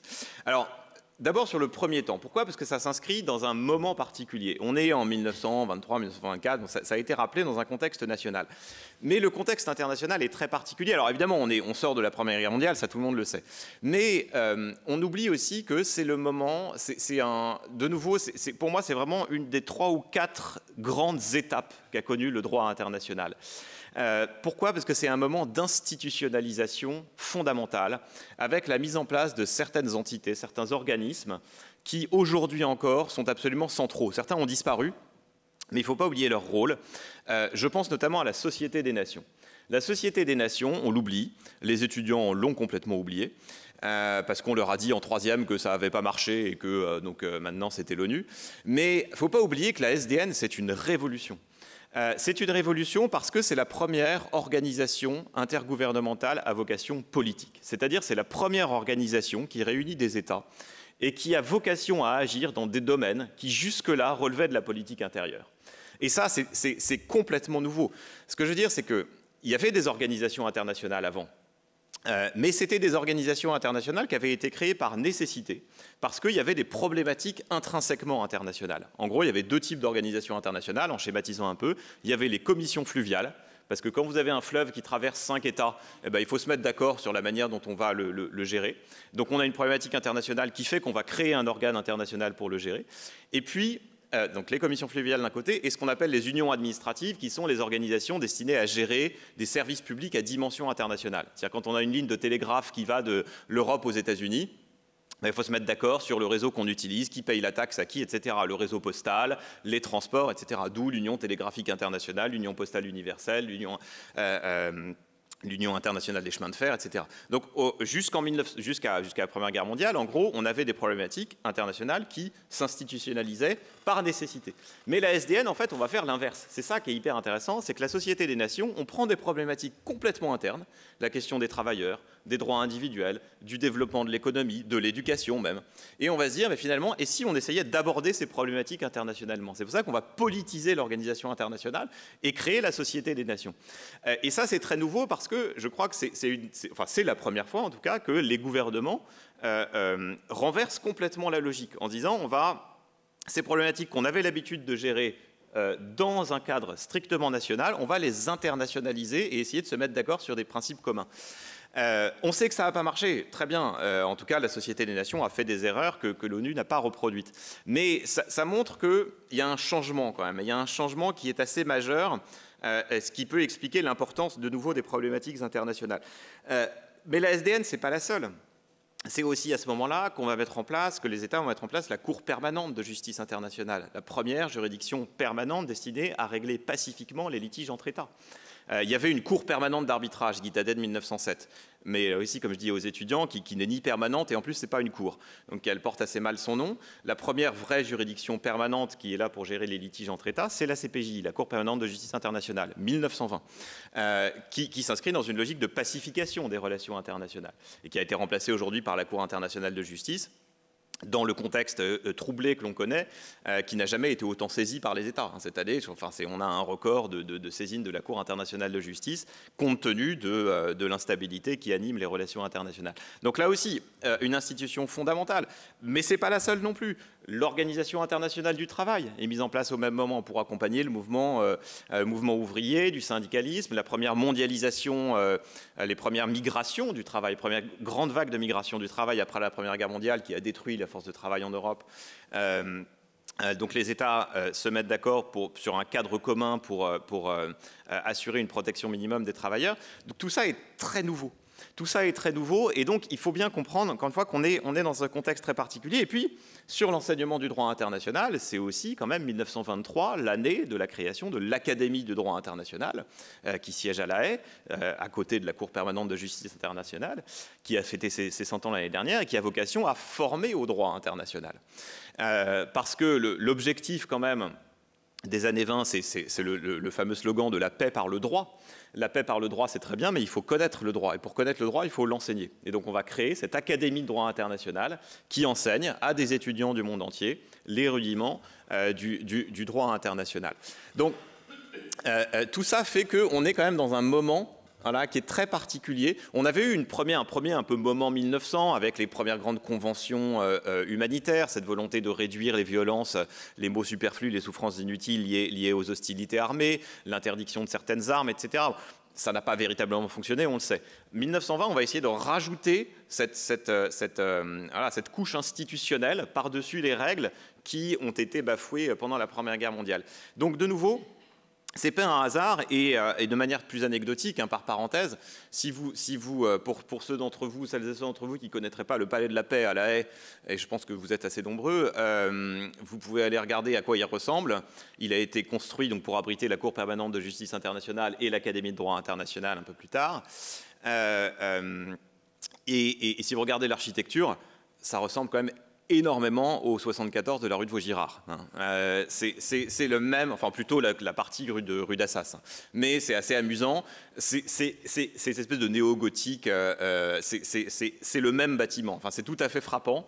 Alors, c'est anecdotique. C'est pas la raison pour laquelle le droit international a été enseigné à l'IES. Mais c'est quand même intéressant de le relever. Je pense que l'architecture n'est pas neutre non plus. Et elle traduit aussi une certaine proximité de ce point de vue-là. Donc, ça, c'est le premier point. Voilà, le droit international devient vraiment important, ce qui explique qu'il ait pu avoir une place. Alors, Ensuite, ce qu'on constate, c'est que les références qui sont faites dans les archives, elles ne sont pas faites au droit international. Elles sont plutôt faites alors soit au droit naturel, hein, il y a une référence donc à un droit international chrétien, il y a une référence à un droit naturel et principes chrétiens du droit des gens. Les principes chrétiens du droit des gens qui reviennent à plusieurs reprises. Un peu plus tard, on parle d'un cours de droit naturel, de sociologie, de droit chrétien international. Encore un peu plus tard, on nous dit que l'IES accorde une attention particulière à la formation internationale et aux problèmes posés par le développement des peuples.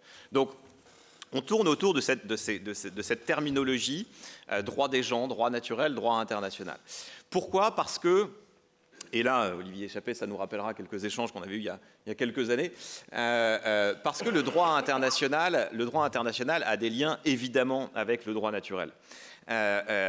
À travers ce concept de droit des gens, justement. Alors, c'est mon deuxième point, et on va devoir faire un petit retour en arrière ici, mais assez bref, pour comprendre un peu ces expressions et revenir à l'époque contemporaine pour comprendre pourquoi c'est une discipline qui est encore aujourd'hui est probablement centrale. Le droit des gens, qu'on retrouve un peu partout dans les archives, c'est l'ancienne expression du droit international, si je puis dire.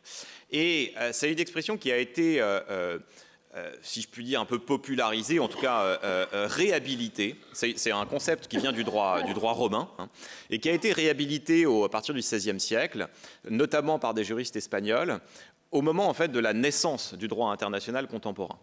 Le droit des gens, c'est quoi? C'est dans l'Empire romain, c'est le ius gentium, c'est-à-dire le droit qui est commun aux gens, c'est le droit commun à tous les individus. Et ce qui caractérise le droit des gens dans l'Empire romain, hein, c'est que c'est un ensemble de droits individuels qui sont reconnus aux citoyens et aux non-citoyens. C'est ça l'essentiel. C'est que même la personne qui n'est pas citoyen de l'Empire romain, la personne qui est issue d'une nation qui n'est pas dans l'Empire romain, bénéficie du droit des gens. Et donc d'un certain nombre de droits fondamentaux, dont fait partie la propriété, un certain nombre de droits liés à la personne, hein, et aux biens, qui sont des droits universels. C'est ça l'idée du droit des gens, c'est l'idée d'un droit universel, d'un droit commun à l'humanité, d'où cette expression de droit des gens. Et cette expression, elle ne va pas disparaître avec le droit romain, elle va survivre, hein, elle va surnager un petit peu dans la pensée juridique, on la retrouve chez Thomas d'Aquin, on la retrouve à plusieurs reprises, mais elle va être vraiment réhabilitée par des juristes espagnols, je disais, notamment Vitoria Suárez, hein, lorsque...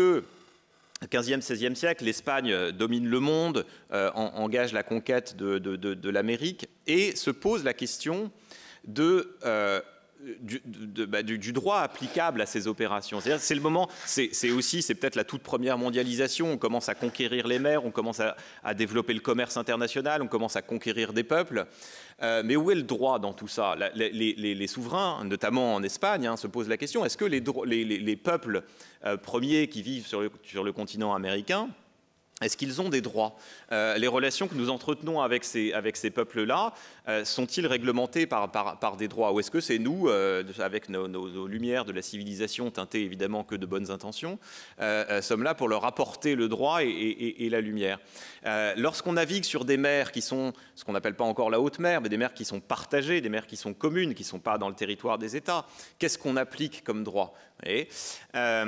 Il y a une sorte de, j'aime pas beaucoup l'expression, mais une sorte de vide juridique immense ici, qui va rendre nécessaire le recours à des personnes qu'on n'appelle pas encore des juristes d'ailleurs, hein, qui sont plutôt des philosophes, hein, et qui vont réhabiliter ce concept de droit des gens. Et notamment Vitoria, hein, dès le début du XVIe siècle, va réutiliser ce terme de droit des gens en disant qu'il existe des principes naturels qui sont communs au peuple. Il y a des principes communs aux nations, je ne vais pas vous faire de citation, mais il va réintroduire cette idée d'un droit universel, applicable à tous, applicable à tous les peuples, applicable à toutes les nations,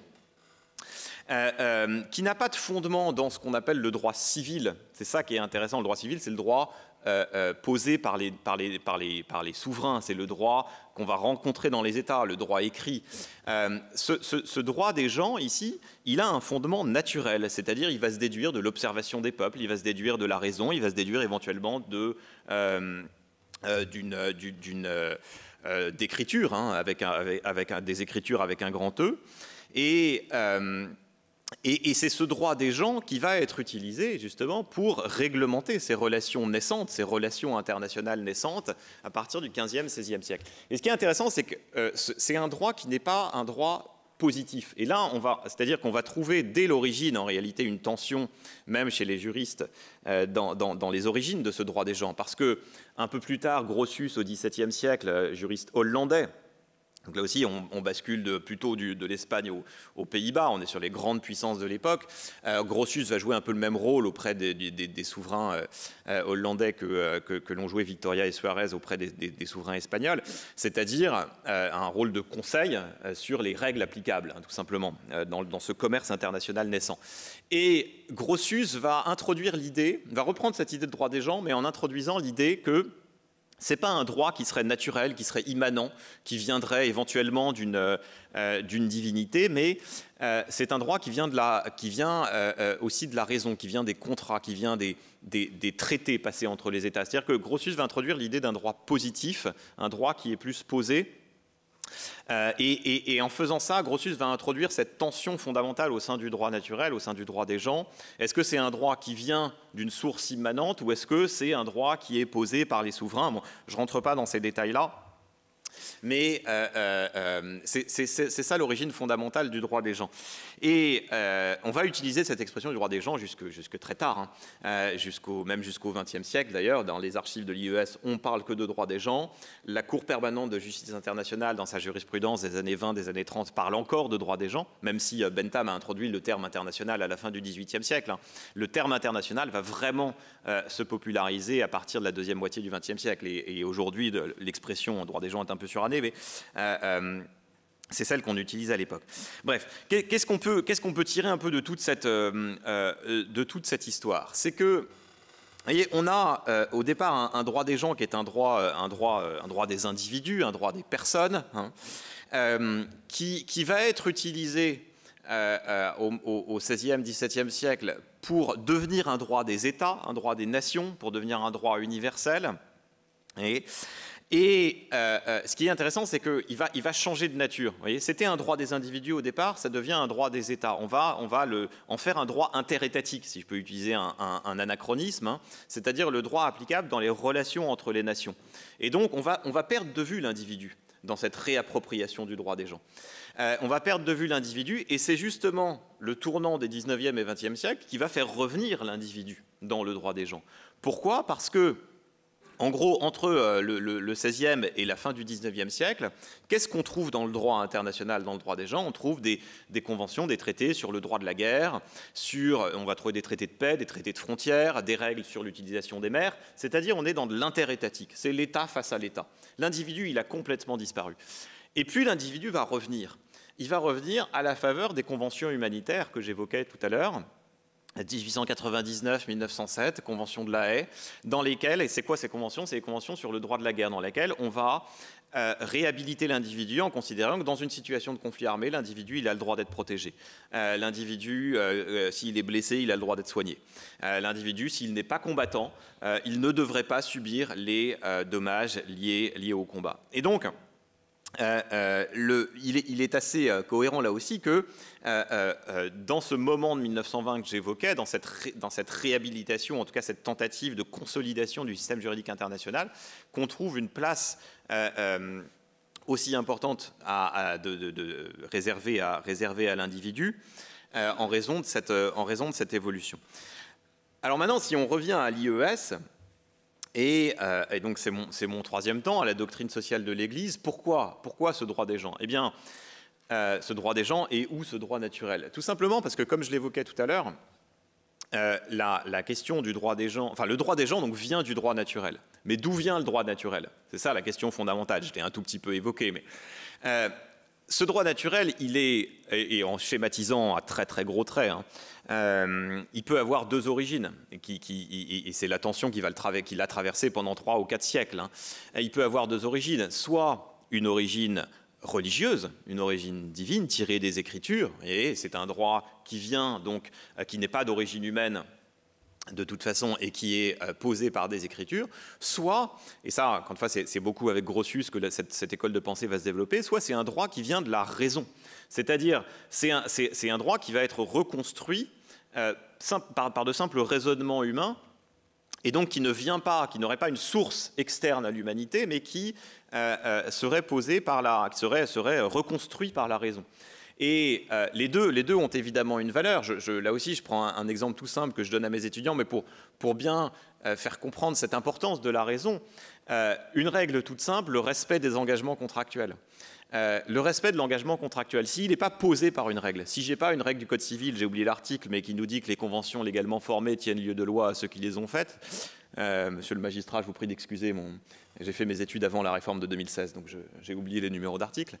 En France, on a une règle, mais si je n'avais pas cette règle-là, qu'est-ce qui me pousserait à respecter mon engagement contractuel ? Ça peut être une règle de droit naturel tirée de la raison, en disant simplement pourquoi est-ce que je respecte mon engagement? Parce que j'ai intérêt à ce que l'autre partie respecte son engagement. Et donc, je tiens un raisonnement tout simple qui me dit que finalement, pourquoi je suis obligé de le respecter? Je suis obligé de le respecter parce que sinon, l'autre partie ne va pas le respecter. Et donc, notre engagement n'aura aucun sens. De manière très simple et très prosaïque, si je ne pose pas ma pièce de 1 € devant le boulanger, il ne va pas me donner ma baguette de pain. Voilà, c'est simple. Je n'ai pas besoin d'une règle qui me dise qu'il faut que je respecte le contrat ici.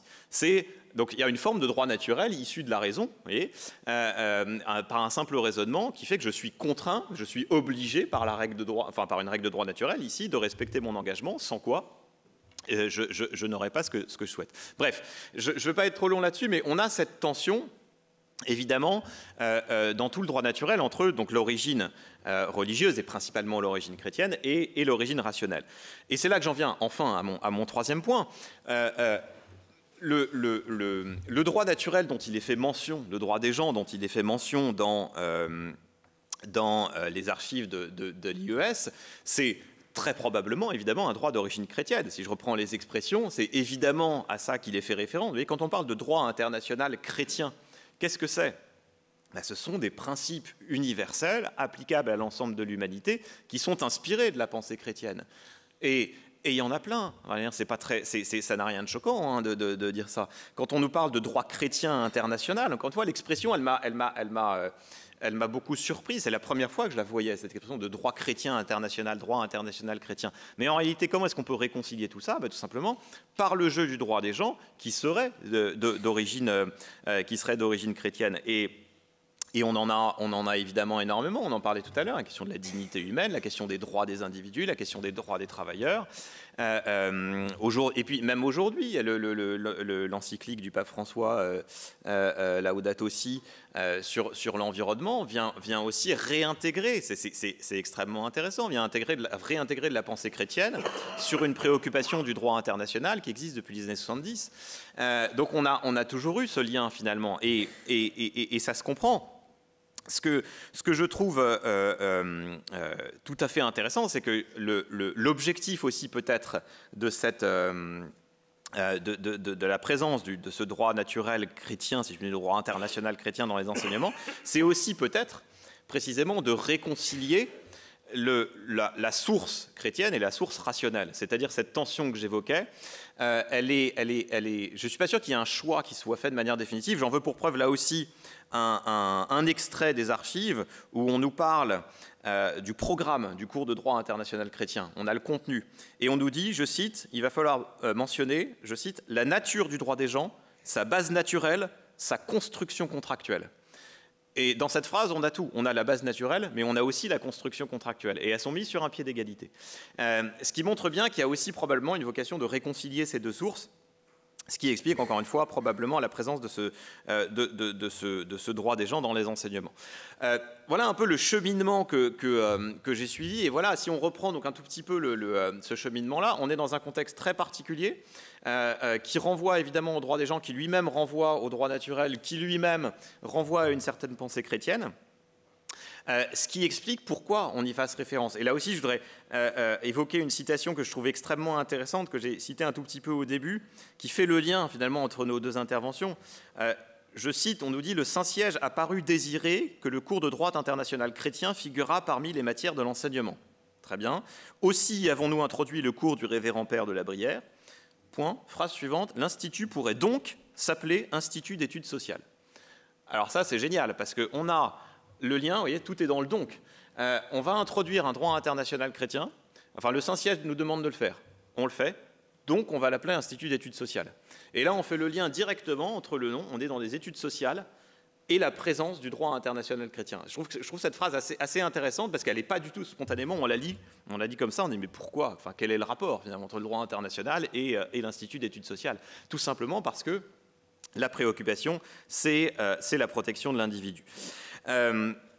Voilà ce que je voulais évoquer. Et donc juste peut-être pour terminer, pour revenir un petit peu à aujourd'hui, ça explique probablement que le droit international finalement joue un rôle et est une place aussi centrale, parce que même dans la licence réhabilitée de 2008, hein, les premières orientations, c'était une licence très ouverte sur les matières internationales et européennes. Ce n'est pas un plaidoyer pro domo ici, hein, mais c'était juste pour essayer d'expliquer pourquoi finalement cette matière n'est pas juste une matière parmi les autres, c'est probablement, comme je disais au départ, une porte d'entrée vers le droit. Et ensuite qu'on aille développer d'autres matières juridiques, évidemment, c'est nécessaire.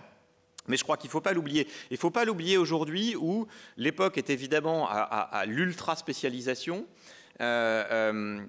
et avec des masters qui vont vraiment sur des sujets qui sont extraordinairement précis, ce qui est nécessaire, hein, bien sûr, mais on ne pourra pas tout couvrir. Il ne faut pas oublier que les études de droit, les études universitaires, ça les étudiants ont du mal, c'est un discours que les étudiants ont du mal à entendre, mais les études universitaires ne sont pas des études, on n'est pas dans une école professionnalisante, ce n'est pas des études appliquées, on est là pour former un esprit. Et donc, un étudiant en droit sera toujours confronté à des matières, un juriste, hein, les juristes le sont, hein, confrontés à des sujets, des dossiers qu'on ne maîtrise pas. Et quand on a un dossier qui arrive sur son bureau, sur un sujet de subvention et d'aide d'État, j'aurais jamais entendu parler. Bon, mais je suis un juriste, je vais pouvoir m'adapter. Pourquoi est-ce que je vais pouvoir m'adapter? Parce que j'ai eu cette formation générale. Et je crois que le droit international participe aussi à cette formation générale. Il ne faut pas l'oublier, il est encore présent dans les études à la FACED, mais je crois qu'il faut aussi ne pas se laisser gagner par cette logique très utilitariste, très professionnalisante. Un métier, comme je dis, un métier, ça s'apprend en 15 jours. Hein. Penser, ça s'apprend en peut-être 3 semaines, si c'est un métier compliqué. Mais,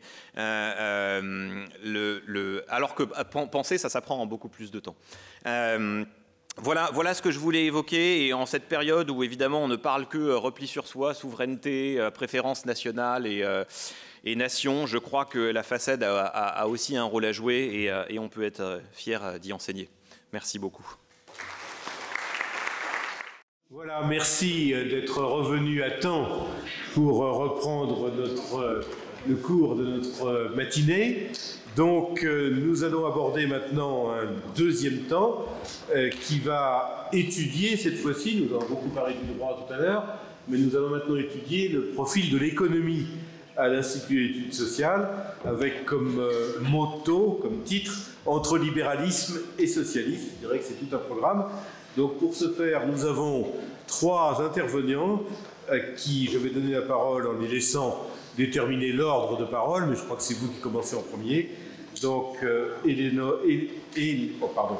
Eleonora Gentilucci, je ne sais pas s'il faut le prononcer comme ça, hein, qui est maître de conférence à la FACED, Elena Lassida, qui est professeur à la FACED, et Pierre Hernán Rojas,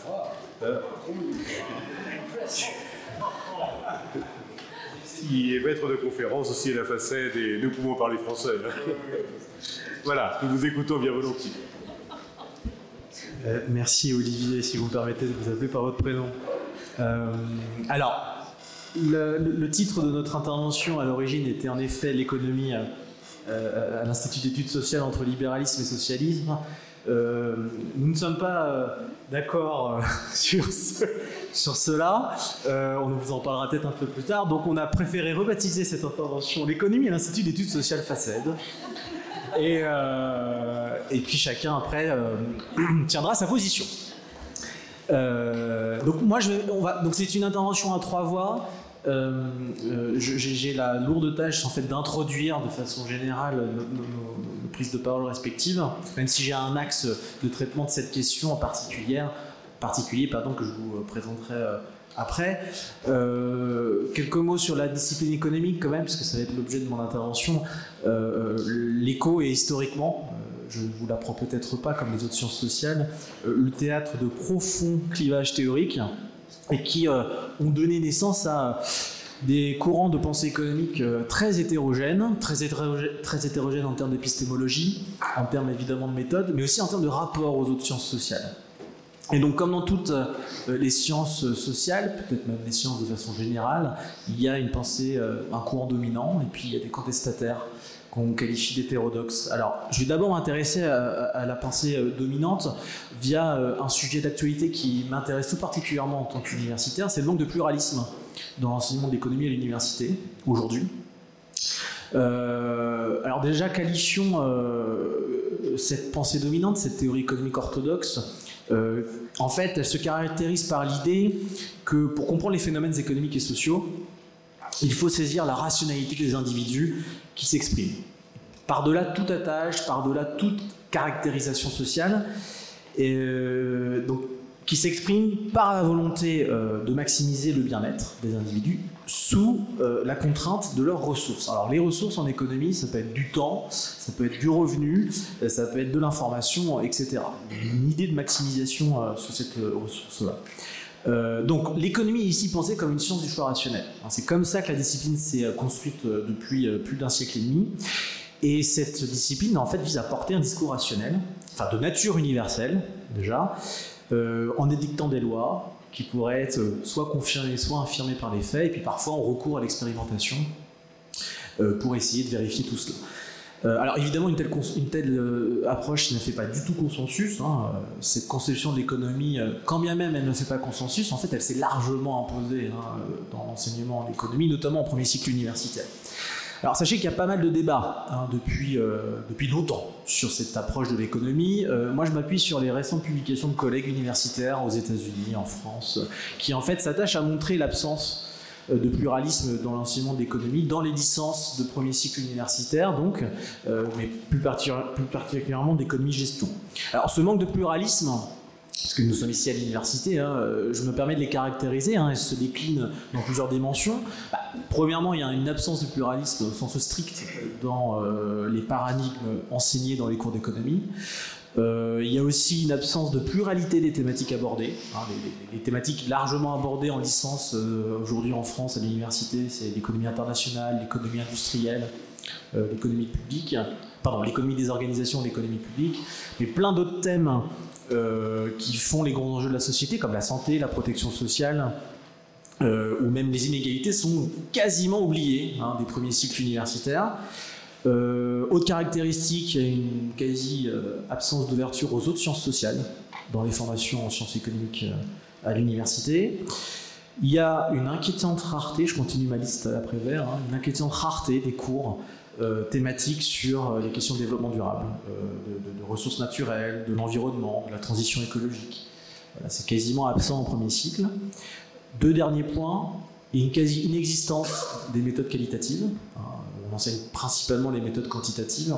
Et enfin, dans les fameux premiers cycles universitaires, que ce soit en Europe ou en Amérique du Nord, il y a très peu de cours réflexifs. C'est-à-dire que les cours d'histoire de la pensée économique, d'histoire des faits économiques, et même, si j'ose le dire, d'épistémologie des sciences sociales, sont aujourd'hui de plus en plus absents des premiers cycles. Alors, ce manque de diversité, je l'ai écrit sur le slide, a des effets délétères et pose en fait des problèmes que je considère comme étant essentiels. 3 points très rapidement là-dessus. Premièrement, le manque de diversité de l'enseignement de l'économie limite la capacité des étudiantes et des étudiants de penser des enjeux du moment. Je pense notamment aujourd'hui à la question de la transition durable.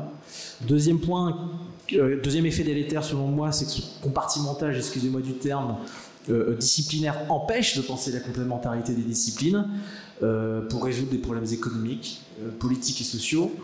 Et le troisième point auquel je suis assez attaché en tant que citoyen, c'est que la prédominance d'une seule façon de voir les choses porte atteinte à la qualité du débat démocratique. Puisque on enseigne, aucune alternative n'est proposée à la réflexion, au débat ou à la discussion à l'université. Donc ça, c'est un problème. Alors, cette absence de pluralisme de l'économie dans le champ académique témoigne en fait de l'autonomisation de la discipline. D'accord ? Ça restreint forcément son champ d'investigation et l'économie a perdu de vue la tentative d'expliquer le fait social total, si je reprends les termes de Marcel Mauss. Alors à ce titre, il y a une spécificité en fait de l'enseignement de l'économie au sein de notre faculté, comme discipline à l'Institut catholique de Paris, et comme l'ont déjà, excusez-moi, rappelé nos collègues auparavant, en fait, elle est liée au contexte historique dans lequel notre institution, notre faculté a émergé. Alors, moi, je l'approche sous l'angle économique et via l'étude des archives de notre faculté. J'aimerais insister sur 3 éléments qui me paraissent importants. Qu'est-ce qui fait la sève en fait, de l'approche économique dans la faculté depuis sa création en 24 ? Premièrement, c'est qu'il y a une tentative dans les programmes dès 24 d'analyser les faits sociaux, avec l'idée selon laquelle, alors là je traduis avec mes termes contemporains, avec l'idée selon laquelle un même fait en fait rassemble des dimensions que l'analyse économique ne peut pas saisir seule avec sa méthode et ses outils. Donc il y a une tentative en fait de considérer que le fait total, eh bien, il est à la fois économique, il est politique, il est religieux, etc. Un deuxième élément, si vous regardez ces programmes, c'est qu'il y a une critique de la discipline économique, de l'orthodoxie dont je vais parler un petit peu plus tard encore, à la fois d'un point de vue doctrinal, le libéralisme principalement, les méthodes, Kanti, et les mathématiques utilisées, et puis aussi sur les conclusions en termes d'analyse de marché. Alors, si vous regardez un petit peu plus le détail des programmes, il y a aussi une critique forte de l'approche utilitariste qui est celle de l'économie dominante et du caractère égoïste et mécanique de l'homme économique, cet agent rationnel qui prendrait des décisions dans un univers certain. Et on oppose souvent en tout cas dans les programmes, l'idée de la personne humaine plutôt que cet homme économique, cet homo economicus. Et troisième élément important, c'est sur la dimension morale, évidemment. Mes collègues l'ont déjà rappelé, les premiers enseignements à l'IES s'inscrivent dans la doctrine sociale de l'Église, et donc cette dimension morale pose évidemment la question de la place de l'Église, de la religion catholique, dans des sociétés modernes caractérisées par une industrie moderne et par le développement de l'industrie, mais aussi par la montée des inégalités. Alors, si aujourd'hui, la place laissée à l'enseignement de l'économie dans notre faculté à la FACED fait office de respiration intellectuelle et d'ouverture par rapport à ce qui peut se passer dans les premiers cycles monodisciplinaires à la fac publique, il faut quand même, je pense qu'il peut être intéressant de comprendre les conditions dans lesquelles on a pu envisager cette façon d'enseigner l'économie au sein de l'IES. Donc l'axe de notre réflexion à 3 voies, là, avec mes collègues, c'est de montrer l'originalité de l'enseignement de l'économie à l'IES FACED, Institut d'études sociales qui deviendra la FACED en 2022, comme l'ont rappelé mes collègues. Alors, l'axe qui m'intéressait un petit peu plus précisément, alors PHR c'est moi, Pierre-Bernard Angès, c'est comment expliquer en fait la place de l'économie au sein de notre faculté par rapport à l'évolution de la discipline dans le champ académique français. Donc il y aurait une belle histoire à raconter au niveau international, au niveau français, au niveau facultaire, de l'ICP, trop long. Donc je me suis concentré plutôt sur comment la discipline économique émerge en France à l'université publique et voir un petit peu ce qui se passe à l'université qui est la nôtre, donc l'IES. L'idée, c'est d'insister sur les origines, de montrer, de rappeler que l'économie est pensée comme une science sociale pour éclairer les choix de société, toujours dans la mouvance de la doctrine sociale. C'est en fait cette période d'entre-deux-guerres. Mais après, il y a quand même une volonté de spécialisation et de renforcement de l'économie dans les enseignements de la faculté, où la doctrine sociale de l'Église en fait perd de son importance dans les cours d'économie, mais au profit d'une richesse en fait des méthodes et des objets de recherche dans les cours d'économie. Alors, pour rappeler un petit peu quelle était la place de l'économie au sein de l'IES dans l'entre-deux-guerres au moment de sa création, permettez-moi de vous rappeler peut-être quelle place avait la discipline dans le champ académique français au début du XXe siècle, parce que c'est un élément important. La construction de l'économie, c'est une construction qui est lente, notamment en France. La pensée dominante au tournant du XXe siècle, qui va être critiquée, c'est une pensée libérale, qui nous vient en fait de ce qu'on appelle la pensée économique classique, donc qui émerge avec les premiers écrits d'Adam Smith et de David Ricardo, donc on est de l'autre côté de la Manche, mais qui en France va avoir un écho particulièrement important grâce à des auteurs comme Jean-Baptiste Say et puis d'autres économistes libéraux en France qui vont perpétuer le projet de ces économistes classiques. Alors pour ces économistes libéraux, il y a l'idée selon laquelle l'économie doit être une science de la richesse, d'accord, qui vise à déterminer les conditions d'accumulation du capital. Donc il y a deux éléments intéressants. Science de la richesse, c'est-à-dire que c'est une discipline qui doit expliquer par quels moyens on peut accroître la richesse de la nation. Ici, comprenez richesse comme marchandise produite. Et puis, deuxième élément de cette définition, c'est une science qui détermine les conditions d'accumulation du capital. Chez ces auteurs, chez les économistes libéraux du XVIIIe et surtout du XIXe siècle, il y a une volonté de théoriser le processus d'enrichissement. D'accord ? Et eux mettent l'accent sur l'accumulation, notamment l'accumulation du capital. Bon. Je ferme cette parenthèse de la pensée économique libérale qui en fait est remise en cause dès la fin du XIXe siècle en France. D'accord ? Il y a trois raisons que j'invoque pour expliquer cela à partir à la fois de l'étude des archives, alors pas ici mais dans d'autres instances, puis aussi des écrits de l'époque. Premièrement, c'est que nous vient de l'Allemagne un nouveau courant qui est l'école historique et qui réfute les schémas universels que proposent déjà les économistes depuis le début du XIXe siècle, et propose d'analyser chaque situation séparément en ne voulant surtout pas en déduire des lois économiques universelles. Alors il y a deux mouvances dans l'école historique allemande, puis vous avez sa variante anglaise. En France, on va plutôt être inspiré par l'école allemande. Deuxième élément, qui est un fait, c'est l'émergence et le renforcement de la grande industrie en France, et puis donc d'une nouvelle organisation du travail qui en découle. Et donc, comme l'ont dit nos collègues Marie-Carmen Smiralis et Sophie Nosatalis, va de pair le développement du syndicalisme et puis aussi du socialisme, du courant socialiste. Et puis troisième élément, et ça c'est Sophie Enos, tu l'as dit tout à l'heure, c'est que en fait l'économie va commencer à être enseignée de façon obligatoire dans les facultés de droit. La décision est prise à partir de 1877, on crée les chaires d'économie politique, et donc petit à petit, les économistes dans le milieu universitaire, en fait, sont des professeurs de droit. Alors, on peut étudier l'économie dans d'autres instances en France, mais je ne vais pas m'intéresser aux écoles d'ingénieurs ou au Collège de France, ça ne m'intéresse pas ici. Ce que je veux dire, c'est que jusqu'aux années 1960, en fait, l'économie, c'est une discipline qui sera enseignée dans les facs de droit. Voilà. Puis après, vous avez des variantes comme Sciences Po Paris ou, évidemment, l'IES. Alors ça a un énorme impact, cette décision.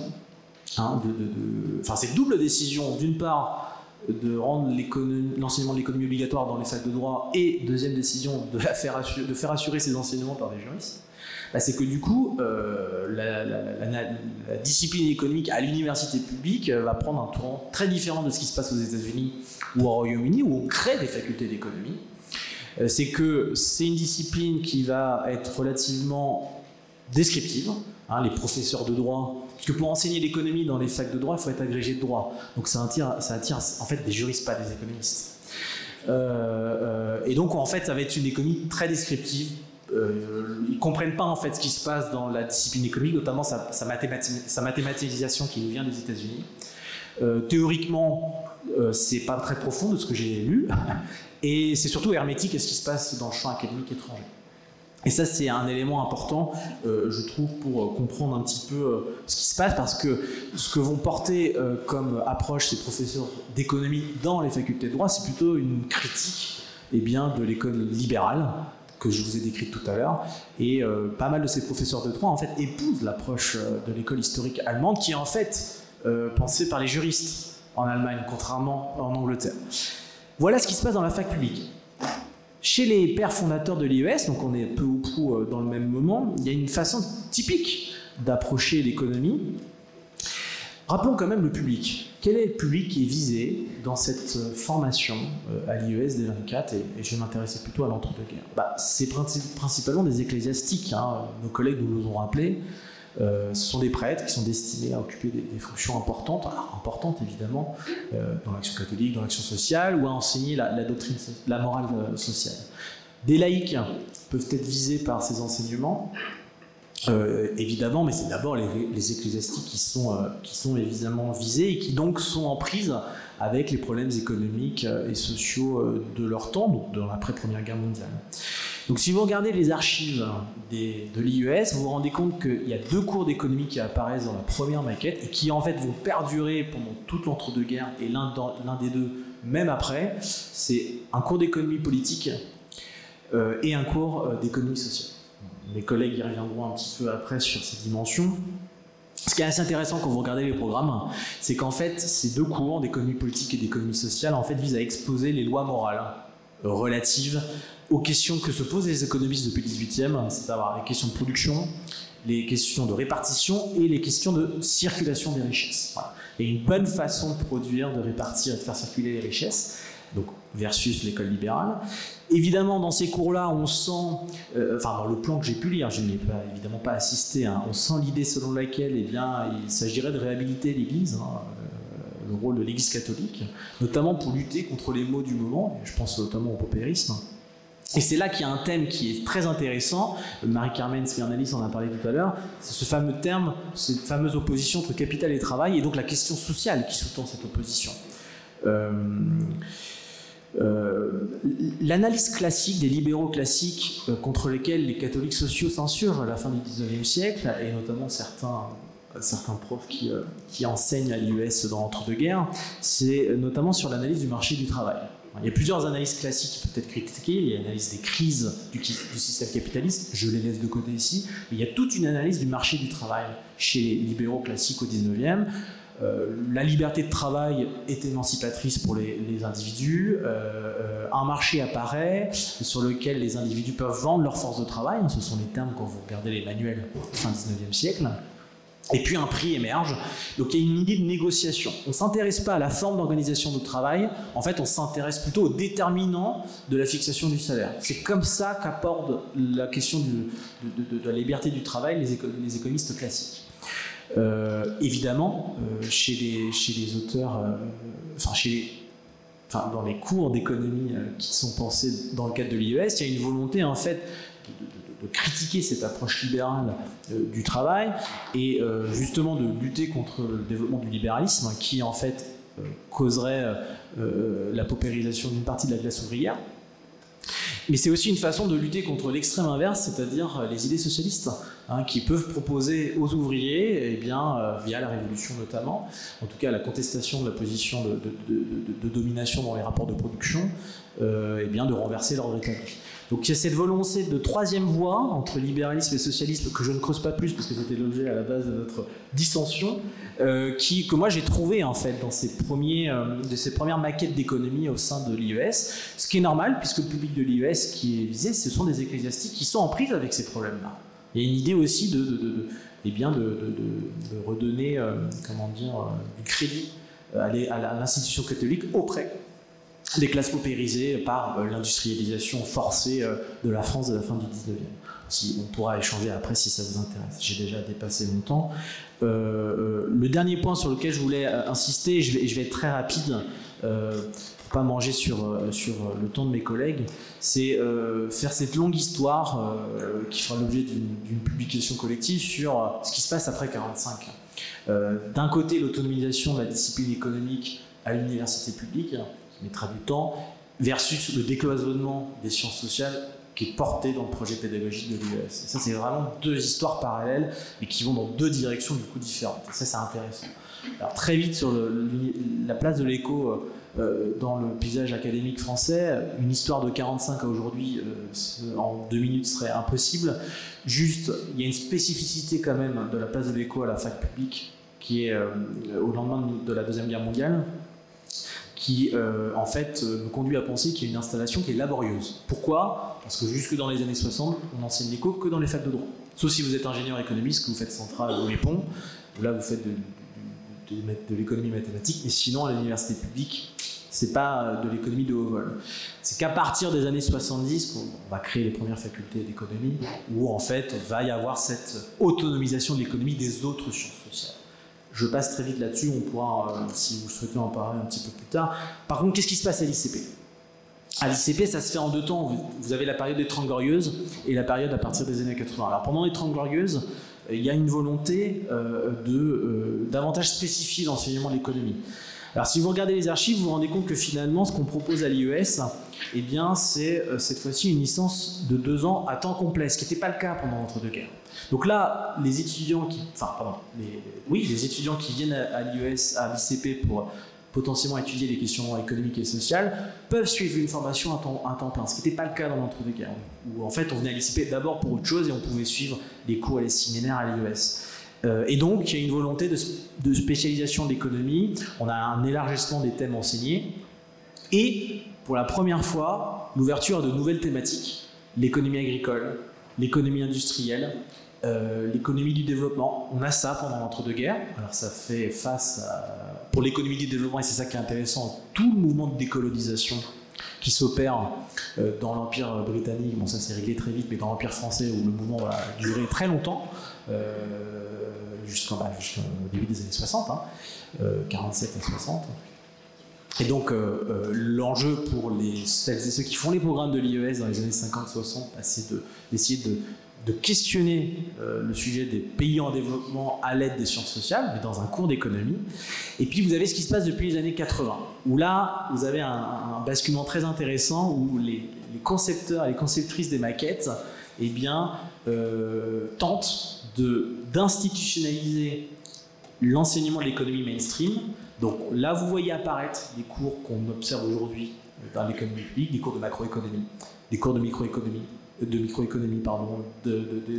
comptabilité, etc. Mais à la lumière de la richesse de la discipline économique que je qualifie ici d'hétérodoxe, donc tous ces courants qui sont quasiment jamais enseignés à l'université publique, l'économie des conventions, l'économie de la régulation, l'économie néo-institutionnaliste, qui ont pour objet, comme c'était le projet de l'IES au début, d'étudier le fait social total à travers des méthodes beaucoup plus transversales, en critiquant l'analyse de la rationalité absolue des individus, en développant des outils beaucoup plus réalistes que théoriques. Et d'ailleurs, tu as été conceptrice de certains de ces, parce que j'ai vu ton nom, de certains de ces programmes dans les années 2000. Et donc ce que je veux dire, c'est que l'objectif de l'IES, et Arnaud l'a dit tout à l'heure, si vous la pensez dans le temps long, c'est d'aborder de façon technique, mais à un niveau universitaire, les sciences sociales. L'enjeu, c'est de mieux comprendre la complexité du monde, mais aussi de le transformer. Dès 24, on a cette idée-là. D'accord ? Donc ce n'est pas une formation professionnelle, ce n'est pas une formation de culture générale non plus, c'est explicitement indiqué, c'est une formation universitaire de haut vol, avec évidemment l'enjeu de décloisonner les sciences sociales. Je suis désolé, j'ai déjà été trop long. Je laisse la parole à Elena Lassida qui va spécifier certains des éléments que j'ai déjà pu aborder. Merci.